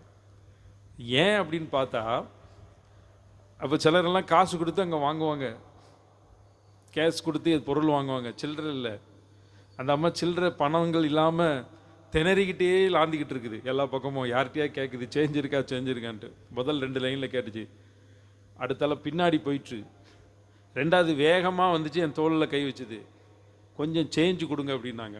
வேறு யார்ட்டையுமே கேட்கல. நல்ல வேளை நான் வச்சுருந்தேன். 10 ரூபா, 20 ரூபா, 50 ரூபான்னு சொல்லி எடுத்து கொடுத்தோன்னா அதுக்கு ரொம்ப மகிழ்ச்சி, ஸோ ஹாப்பி. கொஞ்சம் நேரத்தில் மோர் கேட்டோன்னா அது கொண்டு வந்து கொடுத்துட்டு போகுது. ரெட்டிப்பான நன்மை. ஒரு சின்ன காரியம்தான், ஆனால் பாருங்கள் அது ரொம்ப ஒரு மகிழ்ச்சியாக இருக்கும். அது பேசிகிட்டு இருக்கும்போது டக்குன்னு டென்சி அந்த சைடு உட்காந்து ஃபோட்டோ எடுத்துட்டான் விமான பணிமனோட. ஏன் சொல்கிறேன் அப்படின்னா, உங்களுக்கு ரெட்டிப்பான நன்மையை கர்த்தர் கொடுப்பார், ரெட்டிப்பான ஆசீர்வாதங்களை கர்த்தர் கொடுப்பார். தேசமே பயப்படாது, மகிழ்ந்து கலிகூறு, கர்த்தர் பெரிய காரியங்களை செய்தார். இது நிமித்தம் நம்ம மகிழ்ந்திருக்கோம். கர்த்தர் பெரிய காரியங்களை செய்வார். ஒருவேளை பெரிய காரியங்களை நீங்கள் எதிர்பார்த்து கொண்டு இருக்கிறீங்கன்னா உங்கள் வாழ்க்கையில் பெரிய காரியம் நிச்சயமாக நடக்கும், அதில் எந்த மாற்றமும் இல்லை. என் வாழ்க்கையில் என்ன பெரிய காரியம் செய்தார் அப்படின்னு நீங்கள் நினச்சிக்கிட்டு இருந்தீங்கன்னா, சில பணமோ சில பொருளோ சில எதிர்பார்த்த காரியமோ உங்களுக்கு வரட்டாலும் நீங்கள் அதை பற்றி வருத்தப்பட வேண்டிய அவசியம் இல்லை. கர்த்தர் உங்களுக்கு கொடுத்த ஜீவன் வந்து பெரிய காரியம், உங்களுக்கு கொடுத்துருக்கிற சுகமும் ஆரோக்கியமும் பெரிய காரியம். நீங்கள் உயிரோடு இருக்கிறீங்க. எத்தனையோ ஆபத்துகள், விபத்துகள், சமோசங்களில் கர்த்தர் உங்களை பாதுகாத்துருக்கிறார். இன்னைக்கு போன வருஷம் சுதந்திர தினத்துக்கு இருந்தவங்க இந்த வருஷம் இல்லை, சிலரெல்லாம். எத்தனையோ எனக்கு நெருங்கின மக்கள் இல்லை. உங்களுக்கும் நீங்கள் கேட்டோம்னா உங்களுக்கும் தெரியும். ஆனால் கர்த்தர் உங்களை சுகத்தோடு வச்சுருக்கிறார் இல்லையா? எத்தனை பேர் 80வது சுதந்திர தினத்தை பார்த்ததுக்காக சந்தோஷப்படுறீங்க? 100 பார்க்கணும்னு எத்தனை பேர் ஆசைப்படுறீங்க? 100வது சுதந்திர தினத்தை நான் பார்க்கணும், அல்லேலூயா. கொஞ்சம் கை தூக்குங்களேன். வயசானவங்களா இருந்தாலும் தூக்குங்க, தந்துடுவார். அல்லேலூயா. நம்ம காலையில் பார்த்துக்கிட்டு இருந்தோம் டென்சி வந்து காலையிலே அந்த நான் எப்போவுமே அந்த சுதந்திர தினம் டெல்லியில் உள்ளதை பார்ப்பேன், எனக்கு ரொம்ப பிடிக்கும். அப்படின்னு சொன்னேன், அப்பா ஒரு நாள் எப்படியாவது அந்த டெல்லியில் சுதந்திர தினம் நடக்கும்போது நம்ம எப்படியாவது போய் அதை பார்க்கணும்ப்பா, அங்கே உட்காந்து அந்த கூட்டத்தில் உட்காந்து பார்க்கணும்பா அப்படின்னா. நான் சொன்னேன், சுதந்திர தினத்தை விட குடியரசு தினத்தில் தான் வாகனங்கள் அணிவகுப்பு, இராணுவ வீர அணிவகுப்புலாம் வரும், அது இதோட நல்லா இருக்கும், குடியரசு தினத்துக்கு நம்ம போவோம் அப்படின்னு சொன்னோடனே, எப்படினாலும் 100வது குடியரசு தினமும் 100வது சுதந்திர தினமும் வர்றதுக்குள்ளே கூட்டு போகிறேன் அப்படின்னு. அல்லேலூயா. எத்தனை பேர் 100 பார்க்கணுன்னு விரும்புகிறீங்க? கர்த்தர் உங்களுக்கு நல்ல ஆயுசுனால கொடுப்பார். 150 பார்க்கிறது. இப்போ சகோதரியுடைய குட்டி பையன் எப்படினாலும் 150 பார்த்துருவான். பேனாட்டை எழுதி பார்த்துக்கலான்னு சொல்கிறாரு ஐயா. 150 அந்த பையன் பார்ப்பான், 200 கூட பார்க்கறதுக்கு வாய்ப்பு இருக்குது. அல்லேலூயா. இப்போ கர்த்தர் உங்களுக்கு நல்ல ஆயுசு நாட்களை கொடுக்கறது பெரிய காரியம். அந்த ஆயுசு நாட்கள் பலன் சுகத்தை கொடுக்கிறது. கர்த்தர் பெரிய காரியங்களை செய்வார். அல்லேலூயா. இன்னும் உங்கள் வாழ்க்கையில் நீங்கள் எதிர்பார்த்து கொண்டிருக்கிற காரியம், ஜெபிக்கிற காரியத்துக்கு பெரிய காரியங்களை கர்த்தர் செய்வார். நீங்கள் சுதந்திர தினம் அப்படின்னோடனே கிறிஸ்தவ மக்கள் நீங்கள் எப்போவுமே தெரிந்து கொள்ள வேண்டிய ஒரு காரியம், நான் சுருக்கமாக சொல்லுதேன். நம்முடைய இந்திய தேசத்தை அடிமைப்படுத்த வந்த வெள்ளைக்காரங்க, பிரிட்டிஷ், அவங்களுக்கும் இப்போ இருக்கிற கிறிஸ்துவ மதத்துக்கும் எந்த சம்பந்தமும் கிடையாது. எத்தனை பேருக்கு தெரியும்? நல்லா புரிஞ்சுக்கிடணுன்னா, பிரிட்டிஷ்காரங்க வந்து நம்ம நாட்டை அடிமைப்படுத்தினதுனால ஒன்றும் வந்து என்ன பண்ணலை, நம்ம கிறிஸ்துவங்க வரல. தோமா காலத்திலே வந்துட்டு, தோமா காலத்துக்கு முன்னாடியே கிறிஸ்துவ மதம் வந்துட்டு. சுருக்கமாக வரலாறு சொல்கிறேன். நம்முடைய இந்திய தேசத்துக்கு ஏன் இந்தியா அடிமைப்பட்டுச்சு அப்படின்னு பார்த்தீங்கன்னா, கிழக்கு இந்திய கம்பெனி அப்படிங்கிற பேரில் வெளி தேசத்திலிருந்து நம்ம நாட்டுக்கு வியாபாரம் பண்ண வந்தாங்க அந்நிய மக்கள். போர்த்துகீசியர்ஸ் வந்தாங்க, டச்சுக்காரங்க வந்தாங்க, பிரெஞ்சுக்காரங்க, பிரிட்டிஷ்காரங்க, இப்படி அநேக நாட்டில் உள்ளவங்கெல்லாம் நம்ம நாட்டில் உள்ள வியாபாரத்துக்காக வந்தாங்க. அந்த எதுக்காக அந்த வியாபாரத்துக்காக வந்திருக்காங்கன்னு சொல்லுங்கிற கதையை நான் பலமுறை சொல்லியிருக்கேன், நிறைய பேர் கேட்டிருப்பீங்க. அந்த கதை வேணால் இன்னொரு நாள் உங்களுக்கு நான் சொல்கிறேன், இன்னொரு சந்தர்ப்பத்தில்.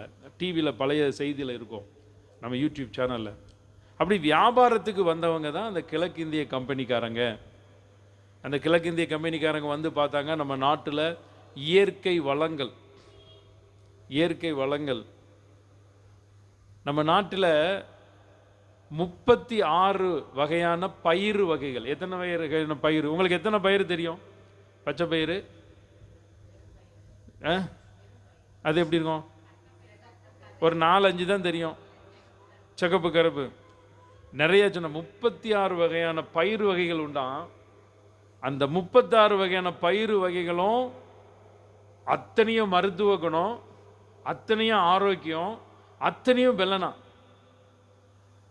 நம்ம முன்னோர்கள் சாப்பிட்ருக்காங்க. கம்பு, சோளம், தினம், ராகி, குதிரைவாளி, என்னென்னவோ சொல்கிறோம் இல்லையா? அப்படி நிறைய பயிர் வகைகள். இந்த 36 வகையான பயிர் வகைகள் அத்தனையும் மருத்துவ குணம். மிளகு மருத்துவ குணம். மிளகு வாங்க வந்தவங்க தான் நம்ம கிழக்கிந்திய கம்பெனி. அப்படியே அவங்க அந்த வியாபாரத்தை செஞ்சு கொண்டே இருக்காங்க. முதல்ல கல்கத்தாவில், கல்கத்தா எத்தனை பேருக்கு தெரியும்? கல்கத்தா எந்த நாட்டில் இருக்குன்னு கேட்காதீங்க, நம்ம தமிழ்நாட்டில் மேற்கு வங்காளத்தில் இருக்கு, இந்தியாவில். ஆமாம், கல்கத்தா. இன்னமும் அந்த ஊரில் ட்ராம்லாம் ஓடும். வெள்ளைக்காரங்க காலத்தில் உடனே ட்ராமெல்லாம் ஓடணும். அதில் ட்ராம்லலாம் போயிட்டு வந்துட்டேன் கர்த்தர் கிருபையில்.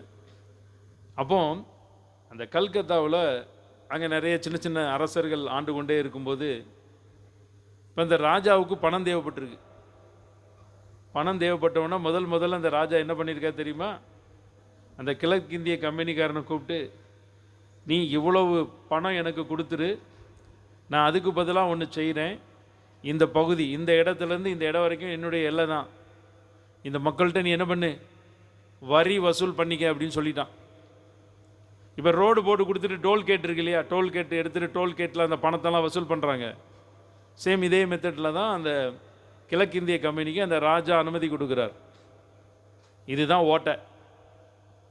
ஒரு கப்பலில் உள்ள ஒரு சின்ன ஓட்டை அந்த அந்த கப்பலையே மூழ்கடிக்கும் இல்லையா? உங்கள் வாழ்க்கையிலும் அப்படி தான். நீங்கள் நல்லா ஆராதிப்பீங்க, நல்ல கர்த்தருக்கு மகிமை செலுத்துவீங்க, ஆனால் ஒரு சின்ன பாவம் ஒரு பெரிய ஓட்டையாக மாறும். எவ்வளவோ நாள் நீங்கள் பார்த்தீங்கன்னா நல்லா கர்த்தரை ஆராதிச்சிருப்பீங்க, ஒரு சில நாளில் திடீர்னு என்னைக்காவது ஒரு சாட்சி இல்லாமல் மாறிடுவீங்க. அது பெரிய ஒரு இழப்பு. மோசே பாருங்கள், எவ்வளவோ ஜனங்களை வழி நடத்தினா, எவ்வளவோ ஜனங்களை நடத்தினா, ஒரே நாள் கோவப்பட்டான். கர்த்தர் மன்னிச்சு அந்த கானானில் சேர்க்கக்கூடாதா? அந்த தூரத்தில் நின்று பார்த்துட்டு ஓடி போயிரு அப்படின்ட்டார். ஆனால் இயேசு கிறிஸ்துவுடைய காலத்தில் அந்த மறுரூப மலையில் மறுரூபமாகும் பொழுது சீடருடைய கண்களுக்கு காட்சியாக, நாம் இங்கே இருப்பது நல்லது, மோசேக்கு ஒரு கூடாரம், எலியாவுக்கு ஒரு கூடாரம், உமக்கு ஒரு கூடாரத்தை போட்டு நம்ம இந்த மலையிலே இருந்துக்கிடுவோம் அப்படின்னு சொன்னாங்களாம். அப்போ எந்த அளவுக்கு அந்த பிரசன்னம் இருந்திருக்கு பாருங்கள். அதனால தான் நான் ஊழியத்துக்கு வரும்பொழுது ஒரு சகோதரர் எனக்கு ரொம்ப டியர் ஃப்ரெண்டு, பிரதர் நான் ஊழியம் செய்ய போகிறேன் அப்படின்னு. ஏன் ஊழியம் செய்ய போகிறீங்க அப்படின்னு கேட்டார். 20வது வயசுலேயே நான் ஊழியத்துக்கு ஒப்பு கொடுத்துட்டே நான் செய்யலை அப்படின்னு சொல்லி என்னுடைய எல்லா காரியமும் அவருக்கு தெரியும். அப்புறம் அதெல்லாம் பேசினார். அவர் ஒரு ஊழியர் தான். அவரெல்லாம் ஆலோசனை சொன்னார், ஜோம் பண்ணார். ஊழியத்துக்கு தொடங்குறதுக்கு முன்னாடி நாங்கள் ஊழியம் செஞ்சுக்கிட்டே தான் இருந்தோம். ஆனால் சுவிசேஷ ஊழியம், வீட்டில் ப்ரேயர், அப்புறம் நிறைய ஊழியர்களோடு அப்படின்னு சொல்லி அந்த ஊழியத்துக்கு ஒப்பு கொடுத்த நாள்லேருந்து சபையோடு இணைஞ்சு ஊழியம், ஒரு சபையில் இருந்தேன் 10 வருடம். அந்த சபையில் நான் உண்மையாக ஊழியம் செஞ்சு கொண்டு இருந்தேன். அப்படி ஊழியத்தை செஞ்சு கொண்டே தான் இருந்தோம். அப்போ அவர் சொன்னார், அடி வாங்க ரெடி ஆகிட்டீங்களா அப்படின்னாரு. ஹலோ கவனிங்க, உங்களை இல்லை என்னைய பார்த்து கேட்டார், பிரதர் அடி வாங்க ரெடி ஆகிட்டீங்களா அப்படின்னு கேட்டார். ஏன் பிரதர் இப்படி பயம் காட்டுறீங்க? நானே ஊழியத்துக்கு வாஞ்சியாக வரணுன்னு இருக்கேன், ஆர்வமாக வரணுன்னு இருக்கேன், நான் ஊழிய வெறியோடு இருக்கேன், ஊழிய தாகத்தோடு இருக்கேன். அது ரொம்ப லேட் ஆகிட்டேன்னு சொல்லி ரொம்ப ஃபீல் பண்ணுறேன். 20 வயசில் ஒப்பு கொடுத்துட்டு கர்த்தரை 20 வருஷமாக ஏமாற்றிட்டேன்னு சொல்லி எனக்கு ரொம்ப குற்ற உணவாக இருக்குது அப்படி இப்படிலாம் சொன்னேன். அதெல்லாம் கிடக்கட்டும் பிரதர், அதெல்லாம் ஒரு ஓரமாக கிடக்கட்டும், ஒரு வசனத்தை எடுங்க அப்படின்னு சொல்லிட்டு இந்த வசனத்தெல்லாம் நீங்கள் வாசிங்கண்டா. உங்களில் அதிக சொல்லுங்க பார்ப்போம், சொல்லுங்க சத்தமாக சொல்லுங்க. இன்னொரு முறை சொல்லுங்க, இந்த வசனத்தை சொல்லுங்க இன்னொரு தடவை. சரி, உங்களில் அதிக ஆக்கினை உண்டென்று அறிந்து போதகர் ஆகாதிருப்பீர்களாக அப்படி சொல்லி அந்த வசனத்தை சொல்லி சொன்னார். பிரதர் நீங்கள் விசுவாசியாக இருக்குதுன்னு எல்லா சௌகரியம் உண்டு, நீங்கள் இஷ்டத்துக்கு ஆலயத்துக்கு போகலாம், யாராவது தவறாக பயன்படுத்தாதீங்க. சில ரகசியத்தை உங்களுக்கு சொல்கிறேன். நீங்கள் இஷ்டத்துக்கு ஆலயத்துக்கு போகலாம், ஏனாதோன்னு ஆலயத்துக்கு போகலாம், தசமபாகம் வைக்கலாம், வைக்காமல் போகலாம், என்ன வேணாலும் செய்யலாம். ஆண்டவர் மன்னிச்சுக்கிட்டே இருப்பார் பிரதர். ஏன்னா விசுவாச மக்கள் அவருடைய டைரக்ட் பிள்ளைகள். நீங்கள் ஊழியம் செஞ்சு ஆரம்பிச்சோன்னே நீங்கள் அவங்களுக்கு வேலைக்காரனாக மாறிடுவீங்க. யாருக்கு வேலைக்காரர்? ஊழியர்கள், கர்த்தருக்கும் ஊழியர்கள், அதே நேரத்தில் அவருடைய பிள்ளைகளுக்கு நீங்கள் வேலைக்காரராக மாறிடுவீங்க. அதனால் கர்த்தர் பார்த்தீங்கன்னா விசுவாச மக்களாக இருக்கிற வரைக்கும் மன்னிப்பார், அரவணைப்பார், அன்பு கூறுவார். ஆனால் நீங்கள் ஊழியம் செஞ்சுட்டு ஒரு சின்ன தவறு பண்ணாலும் மன்னிப்பை எதிர்பார்க்காத முதல்ல அடி தான் கிடைக்கும் அப்படின்னா. ஏன் பிரதர் அப்படி சொல்கிறீங்க? ஒரு கம்பெனியில் வேலை பார்க்குறீங்க, தவறு பண்ணாங்கன்னா முதல்ல எச்சரிப்பாங்க, ரெண்டாவது ப்ரொமோட் பண்ணுவாங்க, அப்புறம் சஸ்பெண்ட் பண்ணுவாங்க, விசாரணை வைப்பாங்க. சேம் இதே ஃபார்மெட்டு தான் ஊழியத்தில் நடக்கும். அதனால் எச்சரிக்கையாக இருங்க அப்படின்னு சொன்னார். அப்போ அதிக ஆக்கினை. அதனால் ஊழியத்தை கவனமாக செய்யுங்க. நீங்கள் வேதம் வாசித்து உண்மையாக கர்த்தர் சொல்கிறத சொல்லணும். சுயத்துலேயும் மாம்சத்துலேயும் ஆட்களை பார்த்துட்டு உற்சாகத்தில் வார்த்தையை தவறாக சொல்லிடக்கூடாது. வார்த்தையை தவறாக சொல்லிட்டீங்கன்னா கர்த்தர் உங்களை உணர்த்துவார், உடனே போய் நீங்கள் மன்னிப்பு கேட்கணும். இப்படிலாம் நிறையா ஆலோசனை சொன்னார். எனக்கு ரொம்ப நெருங்கினவர் தான். அப்போ இந்த இது சம்பவத்தை ஏன் சொல்கிறேன் அப்படின்னா, ஒரு சின்ன ஓட்டை ஒரு பெரிய கப்பலை மூழ்கடிக்குது. விசுவாச மக்களுடைய பரிசுத்த வாழ்க்கையில் அப்படி தான். ஒரு சின்ன கரை உங்கள் வாழ்க்கையில் பெரிய ஆபத்துகளை கொண்டு வரும். மிகப்பெரிய பாலுக்கு ஒரு சொட்டு எலுமிச்சம்பழத்தினுடைய சொட்டு போட்டால் அது தயிராக மாறிடும். அழுக்கான பாத்திரத்தில் நம்ம பால் வாங்கிறது இல்லை, அந்த அளவுக்கு நம்ம கவனமாக இருக்கோம். அதே போல தான். அப்போ அந்த கல்கத்தாவில் உள்ள அந்த ராஜா முதல்ல என்ன பண்ணார்? அப்படியே என்ன பண்ணார்? பணத்தை என்கிட்ட கொடுத்துரு, நான் இந்த மக்கள்கிட்டலாம் வசூல் பண்ணுறதுக்கு எனக்கு ரொம்ப கஷ்டமாக இருக்குது, நீ வசூல் பண்ணிக்க அப்படி தான் அந்த வசூல் பண்ணுற வேலையை அந்த கிழக்கிந்திய கம்பெனி பண்ணுச்சு. அவன் வந்த பிஸ்னஸை விட இது ரொம்ப நல்லதாக தெரிஞ்சு போச்சு. பணத்தை போட்டு பணத்தை எடுக்கிறது. இதை போய் வயல் பொருளை வாங்கி இங்கேருந்து கப்பலில் இங்கிலாந்துக்கு அனுப்பி அந்த காசு வர்றது அவனுக்கு ரொம்ப கஷ்டம்.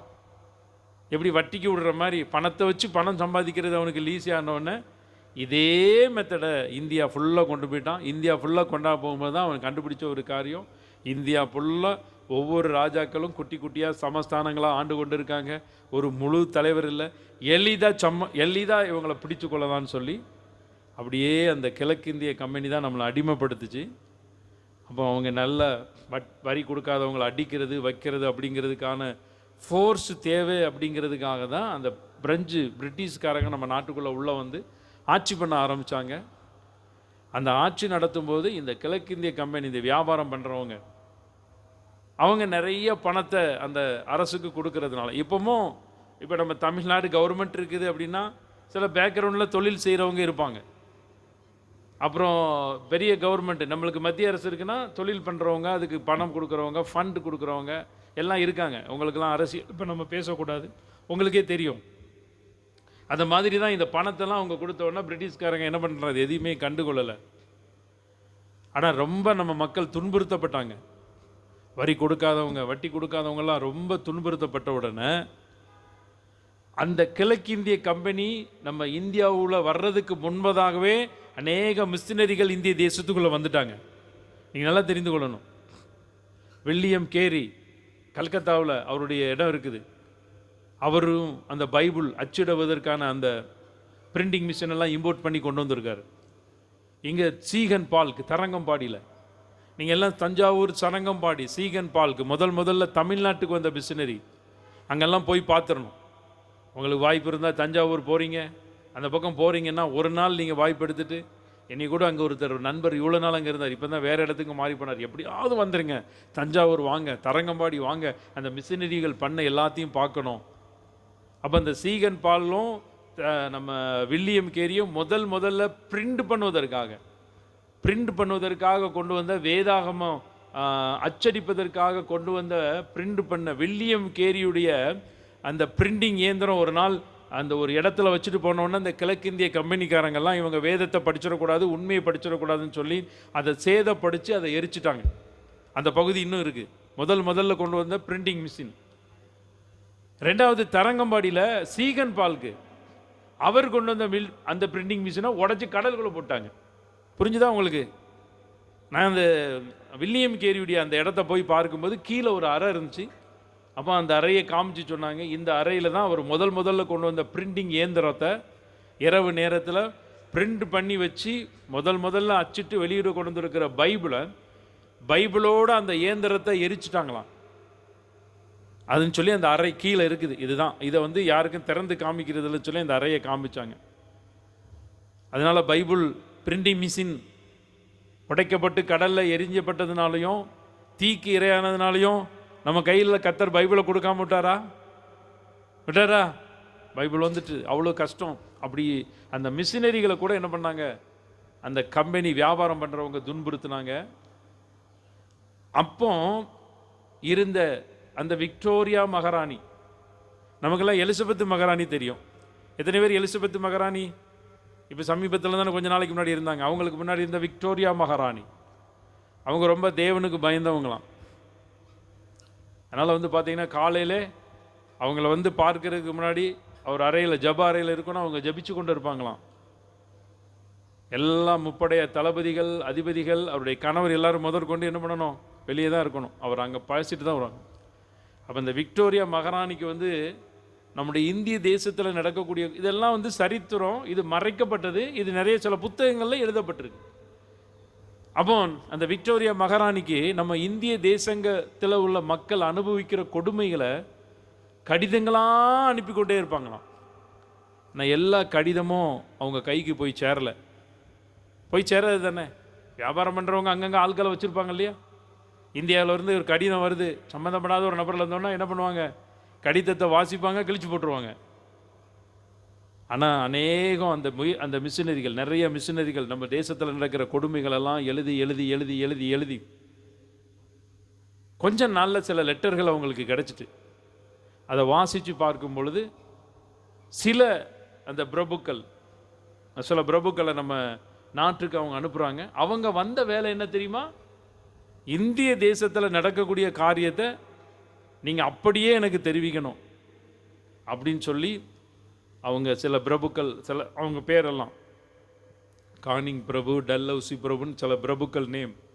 அவங்கெல்லாம் வந்து ஆளுநராக இருப்பாங்க. அப்படி நாட்டில் ஆளுநராக இருந்து நம்ம நாட்டில் நடக்கிறதெல்லாம் பார்த்துட்டு கடைசியாக நம்ம நாட்டில் ஒரு பெரிய உயிரிழப்பு, ஜாலியன் வாலாபாக் படுகொலை. அந்த படுகொலைக்கு பிறகு நடந்த அந்த படுகொலைக்கு அநேக டெலிகிராம்ஸ், தந்திகள் எல்லாம் நம்ம மக்களெல்லாம் நம்ம மிஷனரி மக்களெல்லாம் அவங்களுக்கு தெரிவித்து, அதற்கு பிறகு இந்த இந்திய தேச மக்கள் சுதந்திரத்துக்காக எப்படி போராடுறாங்க. இப்போ நம்மளுடைய தேசப்பிதா காந்திஜி அகிம்சை வழியில் ரத்தம் சொட்ட சொட்ட அடி வாங்கிக்கிட்டு போராடிக்கிட்டே இருக்காங்க. திருப்பி அடிக்கிறது இல்லை. எந்த ஒரு காரியம் சுதந்திர படைன்னு சொல்லி சுபாஷ் சந்திர போஸ் வச்சிருந்தா கூட நம்முடைய தேசப்பிதா காந்தி பண்ணின அந்த அகிம்சை வழி, அதுதான் சகிப்புத்தன்மை. எத்தனை பேர் சகிப்புத்தன்மையோடு இருக்கிறீங்க? நீங்கள் காந்தியுடைய சரீரத்தை படிக்கும் போதெல்லாம் அகிம்சை கர்த்தர் கொடுத்துருக்காரு, சகிக்க சொல்லியிருக்கார். சகிச்சிருவீங்களா? எத்தனை பேருக்கு சகிப்புத்தன்மை வேணும், பொறுமை வேணும்? உங்களுடைய சகிப்புத்தன்மையும் பொறுமையும் பெரிய ஆசீர்வாதத்தை உங்கள் வாழ்க்கையில் கொண்டு வரும். சில விஷயங்களை நீங்கள் சகிச்சு தான் ஆகணும். சகிக்க முடியாது, ஆனால் சகிக்கணும். சில விஷயத்தில் பொறுமையாக இருக்கணும். அப்போ அந்த ஜாலியன் வாலாபாக் படுகொலை நடந்த காரியங்களை அவங்க தெளிவாக எழுதப்பட்டு, அந்த ஜாலியன் வாலாபாக் அந்த படுகொலை நடந்தப்பட்ட பொழுது அங்கே ஒரு கிணறு இருந்துச்சு. அந்த கிணத்துக்குள்ளே உயிரோடு என்ன பண்ணாங்க, நிறைய பேர் குதித்து உயிரிழந்தவங்க. இந்த படுகொலைகளை பற்றி விவரமாக எழுந்தவொடனே இந்த விக்டோரியா மகாராணி இவங்க போராட்டத்தெல்லாம் பார்த்து சுதந்திரத்தை கொடுத்துட்டு போயிட்டாங்க. இன்னைக்கு அந்த சுதந்திரம் பாதுகாக்கப்படுதா? நான் ஒரு விவாதம் பார்த்தேன். ஆங்கிலேயர் இந்தியாவிலே இருந்திருந்தா என்னெல்லாம் வளர்ச்சி வந்திருக்கும் அப்படின்னு சொல்லி ஒருத்தர் பேசுகிறாங்க. இன்னொரு பக்கம் அவங்க போனது நிமித்தம் பெற்ற நன்மையை பேசுகிறாங்க. ரெண்டு பக்கமும் ஈக்குவலாக பேசுனாங்க.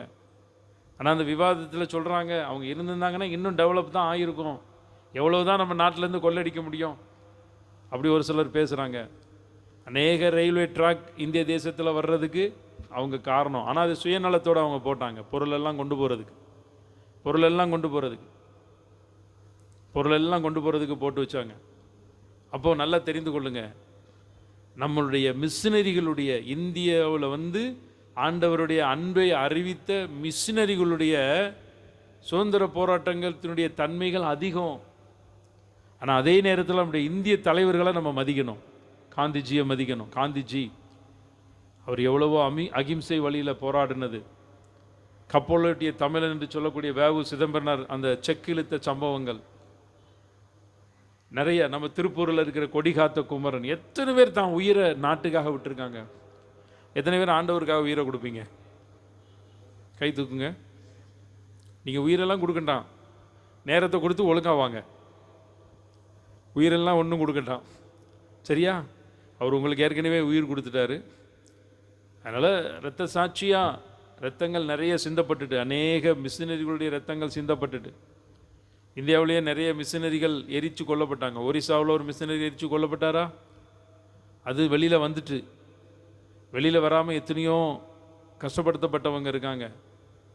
இரத்த சாட்சியாக இன்றைக்கும் வட மாநிலங்களில் சில பொய் குற்றச்சாட்டுனால சிறையில் வாடிக்கொண்டு இருக்காங்க ஊழியர்கள். நீங்கள் அவங்களுக்கெல்லாம் ஜெபம் பண்ணணும்.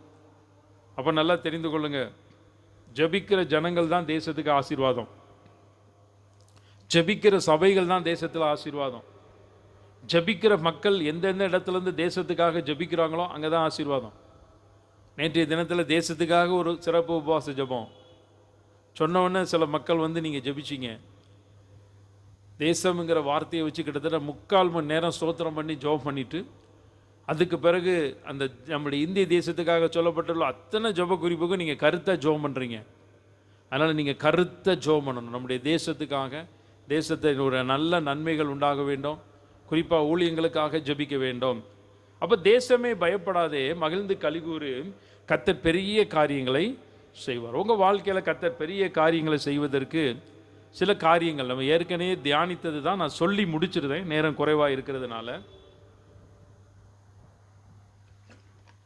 நீங்கள் வாசிங்க பார்ப்போம். நம்முடைய தேசத்தில் ஒரு பெரிய ஆசீர்வாதத்தை கர்த்தர் கொண்டு வரணும் அப்படின்னா, யோவேல் தீர்க்கதரிசியின் புஸ்தகம் 2ஆம் அதிகாரம் 15வது வசனத்தையும் 16வது வசனத்தையும் ஒருத்தர் வாசிங்க.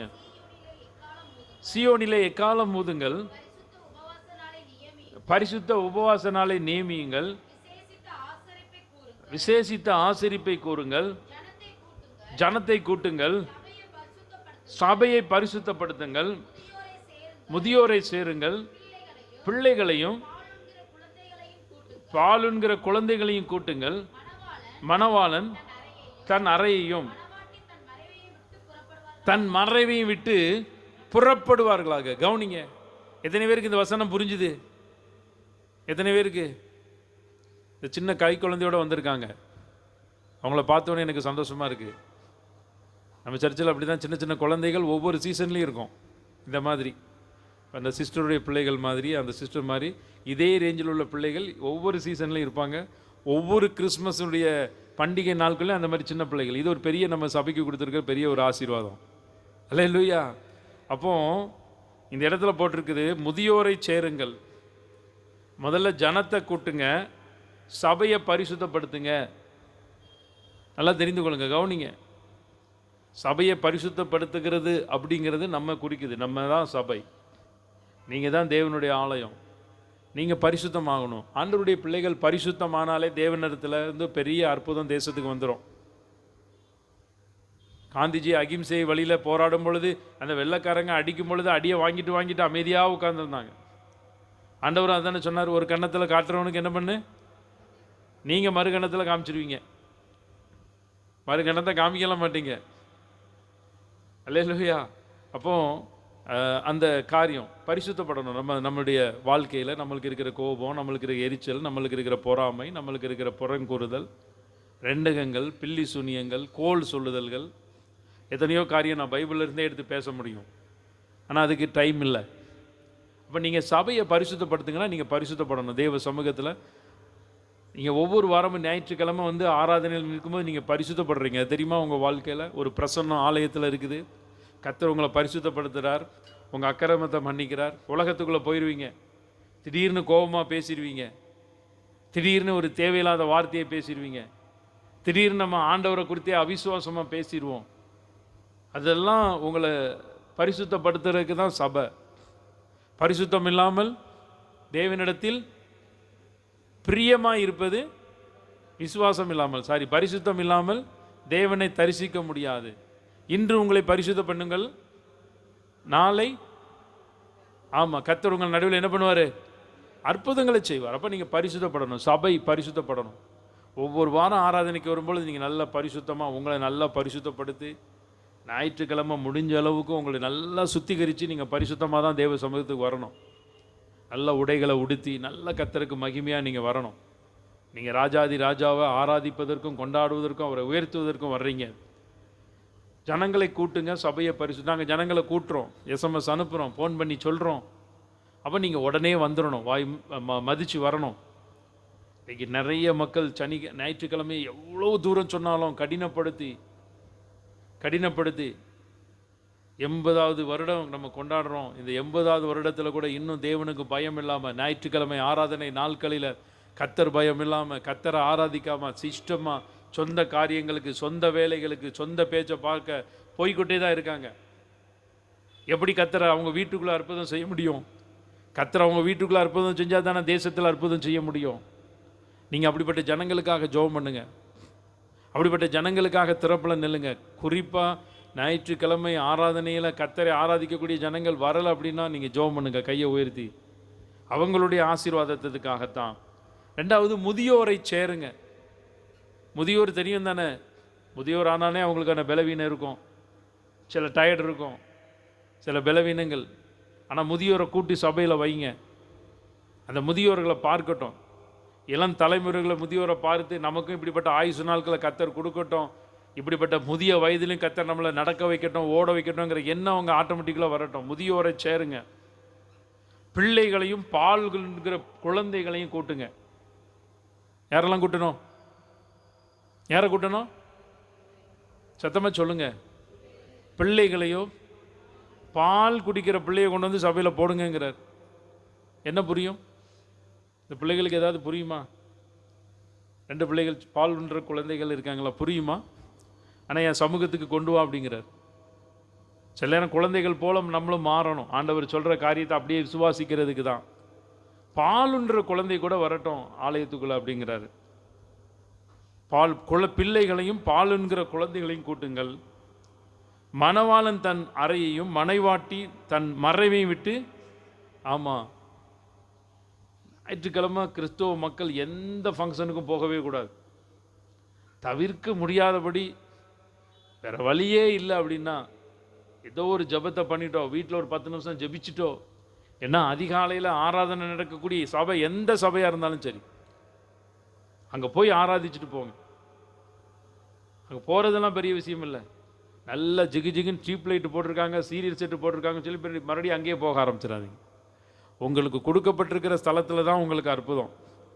ஈசாக்கு குறிக்கப்பட்ட ஸ்தலத்துக்கு போனதுனால தான் அங்கே ஆட்டுக்குட்டி ஏற்கனவே ஆயத்தமாக இருந்துச்சு.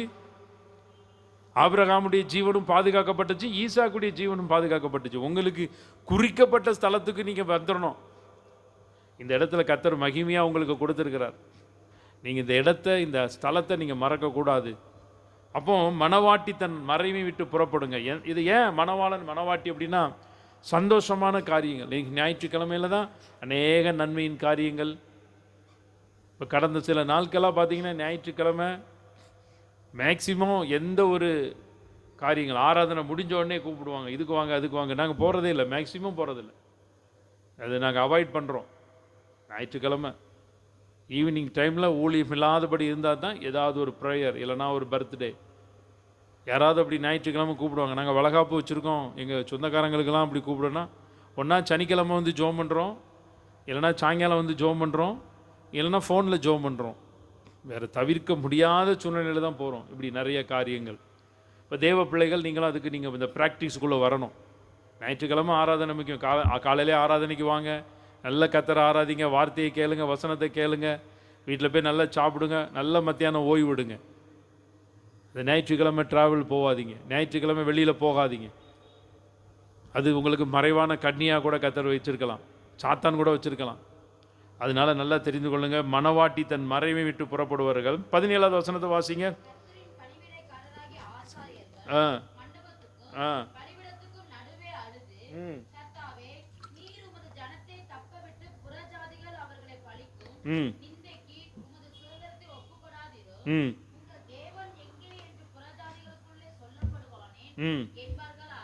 ஆமென்.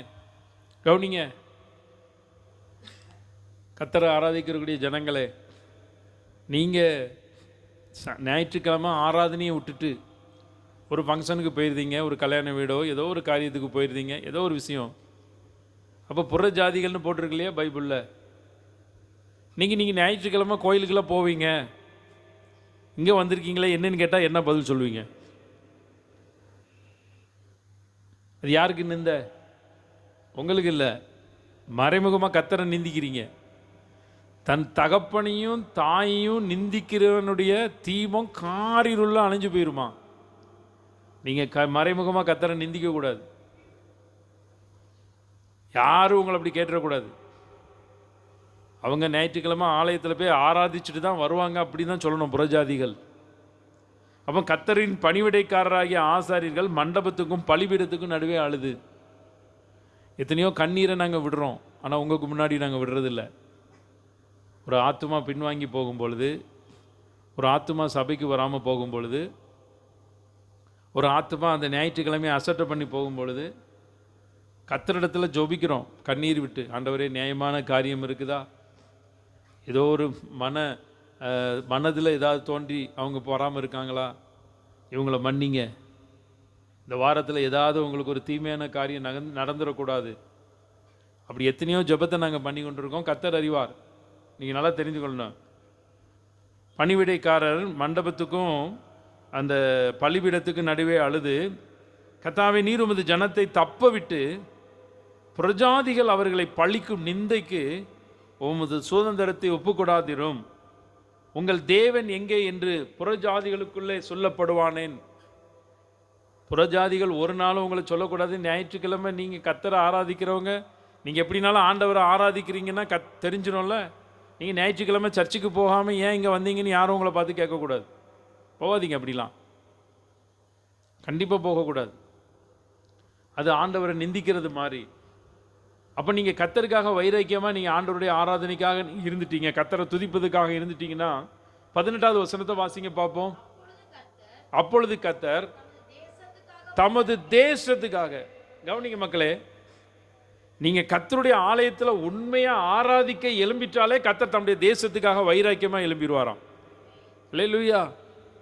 அன்றைக்கி ஒருத்தர் வந்து ஃபோன் பண்ணி ஒருத்தர் கூப்பிட்டார் என்னைய, ஐயா வாங்க, இந்த எஃப்சிஆர்ஏ தடை சட்டத்துக்கு விரோதமாக நம்ம கூடி ஜெபிக்க போகிறோம், நம்ம பாஸ்டிங் ப்ரேயர் பண்ண போகிறோம், நீங்கள் கண்டிப்பாக வந்துருங்க இந்த இடம் சோன்னு சொன்னார். இப்போ நான் சொன்னேன், எஃப்சிஆர்ஏ தடை சட்டம், அந்த தடை சட்டம் போடுறதுனால யாராவது சுவிசேஷம் சொல்லாமல் விட்டுருவாங்களா? எந்த சின்ன சின்ன சபைகளுக்கு வெளிநாட்டிலேருந்து எந்த பணமும் கிடையாது. நம்ம கொடுக்குற மக்கள் நம்ம கொடுக்குற காணிக்கையை வச்சு தான் நம்ம பண்ணுறோம். பணத்தை வச்சு எந்த மத மாற்றமும் நடக்க போகிறதே இல்லை. நம்மளோட அதிகமான பணம் அவங்ககிட்ட தான் இருக்குது. சரியா? அப்போ இப்போ பணத்தை வச்சு அவங்க மதம் மாற்ற முடியுங்களா? மாற்ற முடியாது. நம்ம மதம் மாற்றுறத பைபிள் அனுமதிக்கலை. நீங்கள் சர்வ சிருஷ்டிக்கும் போய் சுவிசேஷத்தை சொல்லுங்கள், அவ்வளோதான். ஆண்டவரை பற்றி நன்மைகளை சொல்லுங்கள், அவன் மனம் மாறட்டும், அவ்வளோதான். அதுதான் சபையுடைய வேலை. இப்போ எஃப்சிஆர்ஏ சட்டத்துக்காக ஜெபிக்க வாங்க அப்படி சொன்னார். இப்படி ஏன் இந்த சட்டங்கள் தேசத்தில் வருது?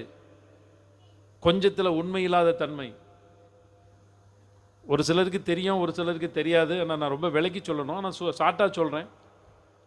அந்த நாட்களில் வெளிநாடுகளில் இருந்து சில டொனேஷன் பணமெல்லாம் வந்து அது நிமித்தம் நம்ம நாட்டில் சில தொண்டுகள் நடைபெற்றுச்சு, சில மருத்துவ உதவிகள். இப்போ சிஎம்சி வெள்ளூர் இருக்குது அப்படின்னா அது வெளிநாட்டிலிருந்து வந்து அந்த ஐடாஸ் கேடரம்மா அவங்க அந்த மருத்துவமனையை ஸ்தாபித்து இன்றைக்கும் அந்த மருத்துவமனை நடந்து கொண்டு இருக்குது.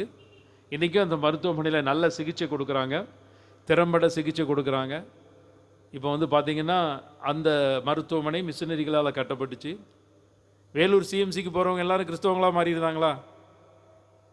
வேலூர் சிஎம்சி எல்லாம் நீங்கள் ஒரு விஷயம் சொல்கிறேன்.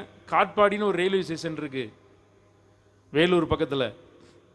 அந்த ஸ்டேஷனுக்கு நார்த்துலேருந்து தமிழ்நாட்டுக்குள்ளே வர்ற ரயில்வே ஸ்டேஷன் அப்படியே காட்பாடியிலேருந்து ஆந்திராவுக்குள்ளே போகும், கர்நாடகாவுக்குள்ளே போகும்.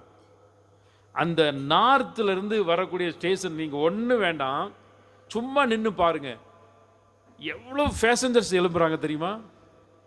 எல்லாம் பார்த்தீங்கன்னா ஆண்டவர் அறியாத ஜனங்கள் தான் வந்து சிகிச்சை பெற்றுட்டு போகிறாங்க. என்றைக்கோ ஒரு நம்ம மிஷினரி பண்ணி விட்ட அந்த மிஷினரி பணி நிமித்தமாக இன்றைக்கி சுகத்தை பெற்றுக்கொண்டே இருக்காங்க அவ்வளோ பேர். நாங்கள் கல்கத்தா போய்ட்டு வரும்பொழுதெல்லாம் எங்களுக்கு வருவாங்க, என்ன ட்ரீட்மெண்ட்டுக்கு வர்றீங்க? இந்த ட்ரீட்மெண்ட்டு. எப்போ டெல்லியில் எய்ம்ஸ் இல்லையா, அங்கே இல்லையா, இங்கே இல்லையா, ஏன் போகக்கூடாது? இங்கே நல்லா இருக்குது, இங்கே வந்தால் சுகமாயிருது. எப்படி இங்கே வர்ற? நாங்கள் இத்தனை வருஷத்துக்கு முன்னாடியே வந்துட்டோம், எங்களுக்கு பெட்டு கிடைக்காதுன்னு சொன்னாங்க, எங்களுக்கு 4 நாளைக்கு பாய் தான் கொடுத்துருக்காங்க, அதுக்கப்புறம் தான் பெட்டு தர்றாங்க, நாங்கள் முன்னுக்கூட்டியே வர்றோன்னு சொல்லி அப்படி வர்றாங்க மருத்துவமனை. ஏன்? அந்த மிஷினரிகள் அந்த நாட்களில் தியாகத்தோடு செஞ்ச காரியம். அப்போ இப்படி தான் நிறைய காரியங்களை நன்மைக்கு தான் செஞ்சுருக்காங்க தேவ சமூகத்தில். நீங்கள் நல்லா தெரிந்து கொள்ளணும். அது நாளாக நாளாக நாளாக என்ன ஆகுது அப்படின்னா, ஒருத்தர் பண்ணக்கூடிய தவறு எல்லாரையும் பாதிக்குது. கவனிங்க, நான் சொல்லி முடிச்சிருந்தேன், பிள்ளைகள் வந்துட்டுது, அவங்க தான் டைம், இன்னைக்கு நான் வாட்சி கட்டலை. அப்போ நான் சொல்லி முடிச்சிருந்தேன். நான் ஹையர் செகண்டரி படிக்கும் பொழுது 11, 12 படிக்கும் பொழுது, கவனிங்க, அப்போது நான் படிச்சுக்கிட்டு இருந்த பள்ளிக்கூடத்தில் அந்த ஜெர்மன் நாட்டுடைய உதவியோடு செயல்படக்கூடிய ஒரு ஹாஸ்டல் உண்டு. அந்த ஹாஸ்டல் ஒரே கண்டிஷன் தான், ஒன்று தாய் இருக்கக்கூடாது, இல்லைனா தகப்பன் இருக்கக்கூடாது, தாய் தகப்பன் இருக்கக்கூடாது. அப்படி இல்லைன்னா அந்த பிள்ளைய அடாப்ட் பண்ணிக்கிடுவாங்க. அடாப்ட் பண்ணி அந்த பிள்ளைகளுக்கு நல்லா படிக்க வச்சு, ஒரு வீட்டில் எப்படி அந்த பிள்ளைகள் இருந்தாங்களோ அப்படி அவங்க அந்த வீட்டுக்குள்ளே இருக்கணும்னு சொல்லி அந்த பிள்ளைகளுக்குன்னு இவ்வளோ இடத்த கொடுத்துடணும், ஸ்பேஸ் கொடுத்துடணும். காட்டு வந்து 2 காட்டு தான் இருக்கணும், 3 வைக்கக்கூடாது அவங்களுக்கு. இப்போ நான் அன்றைக்கி ஒரு இடத்துக்கு போகிறேன், 4 காட்டு இருக்குது. அந்த ஒரு ஹாஸ்டலுக்குள்ளே போனேன், அது எத்தனையோ ஷேரிங்னு சொன்னாங்க. அங்கே உள்ளே போனால் 4 காட்டு. அந்த 4வது காட்டில் இருக்கவே மோட்டை தொட்டுடலாம் போல இருக்கு, அந்த சீலிங்கை தொட்டுடலாம்.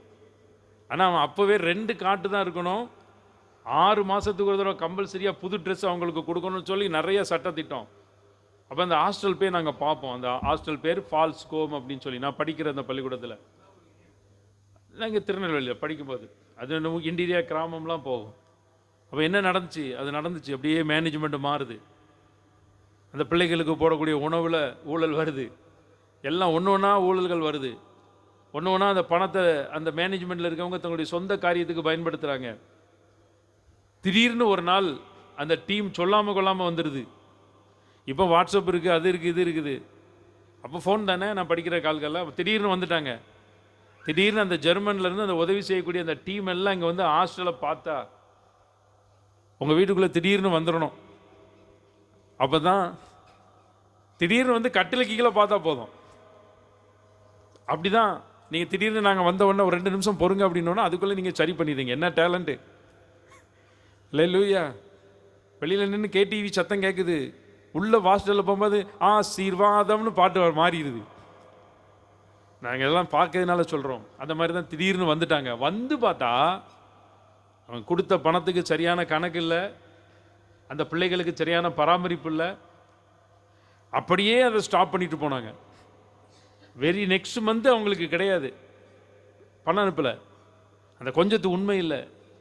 நாங்கள் ஊழியத்தில் காணிக்க வாங்குகிறோம், பணம் வாங்குகிறோம்னா எங்களுடைய கொஞ்சத்து உண்மையை பார்த்து தான் ஆண்டவர் அடுத்தல தர்றாரு. தெரியுமா உங்களுக்கு?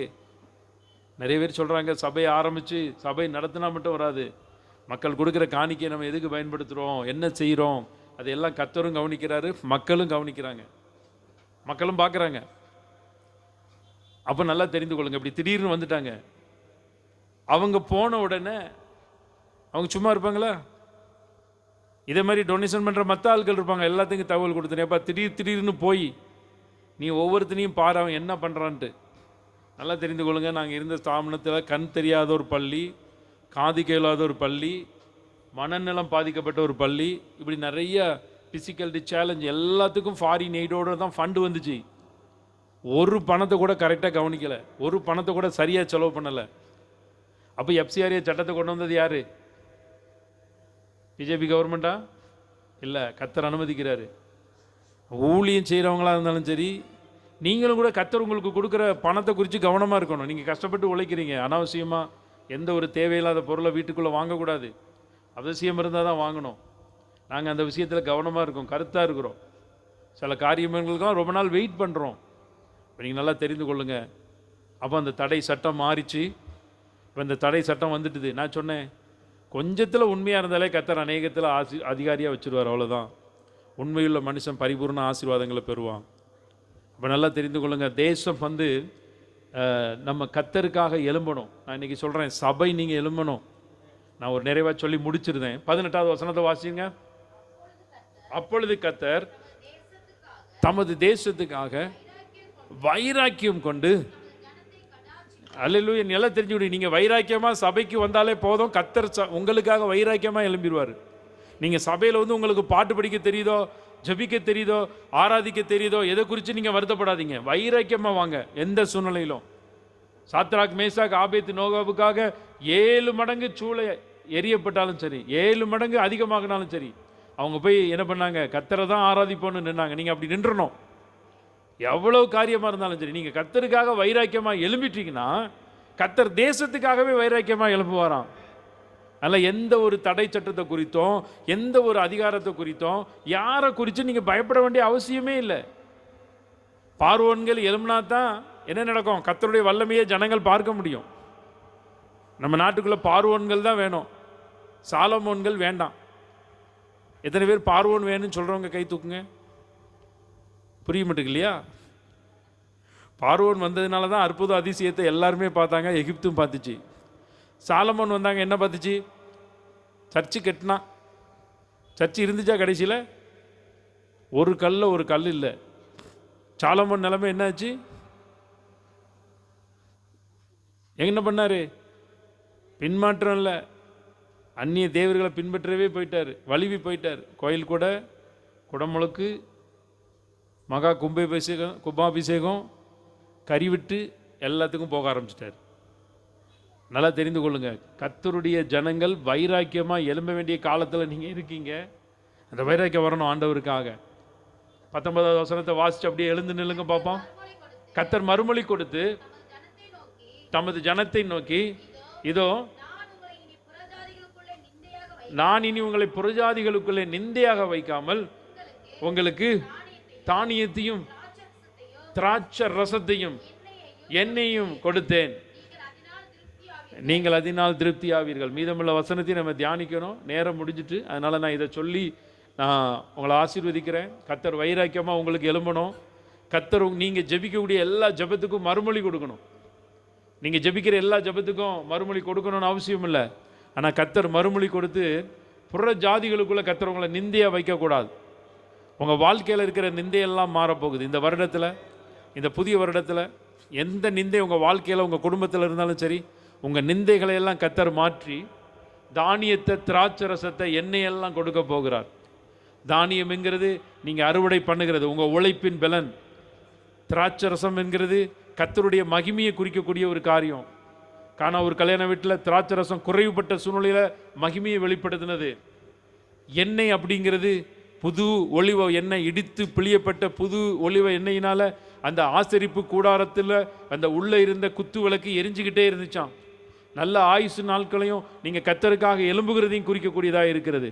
நீங்கள் எல்லாம் தேவ சமூகத்தில் எழும்பு நில்லுங்க. கர்த்தர் உங்கள் வாழ்க்கையில் வெகு சீக்கிரத்தில் இந்த இடத்துல இருக்கிற சிலருக்கு எல்லாம் பெரிய காரியத்தை கர்த்தர் செய்ய போகிறார். எல்லா வேகமாக எழும்பு நில்லுங்க. ஒரு 5 நிமிடம் மாத்திரம் நான் ஜெபிக்க போகிறேன். ஒரு 5 நிமிடம் தான். உங்கள் வாழ்க்கையில் எந்த பெரிய காரியத்தை எதிர்பார்க்குறீங்களோ அதுக்கெல்லாம் கர்த்தர் பெரிய நன்மைகளை செய்ய போகிறது. எல்லாரும் எழுந்து நில்லுங்க. எல்லாரும் எழுந்து நின்று அப்படியே ஸ்தோத்திரம் பண்ண ஆரம்பிங்க.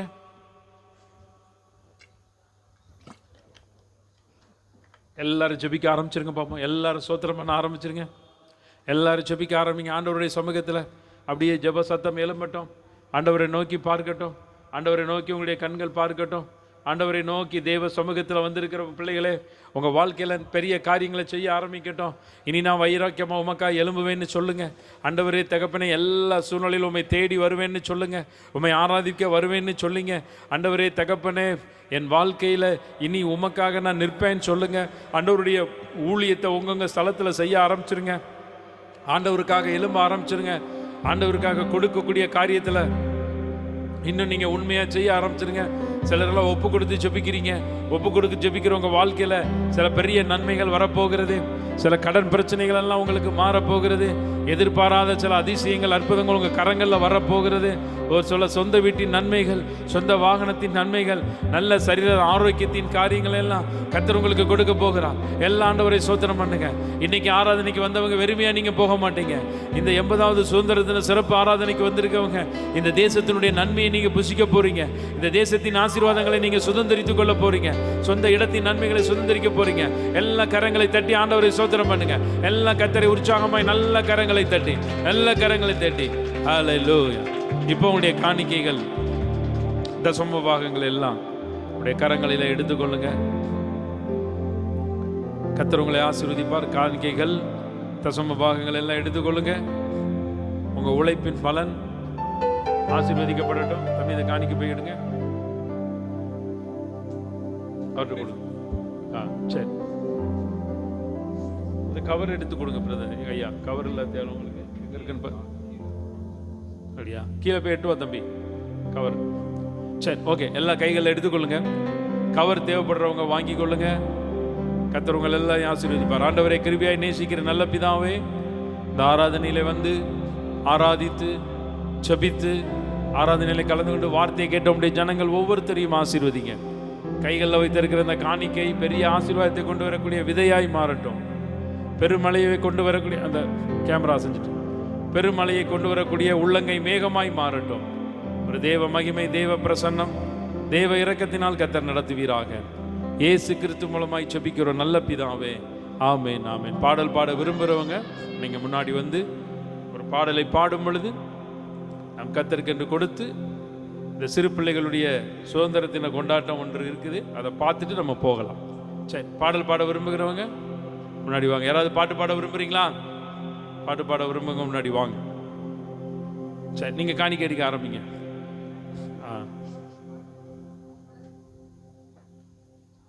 சரி. சரி, சின்ன சின்ன பிள்ளையோட வந்து ஒரு பாட்டு பாடு.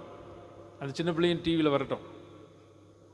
ஓகே. தாசரை தரணியில் அன்பாய் இயேசுவுக்கு சொந்தமாக்குவோம். அந்த பாட்டு போடு.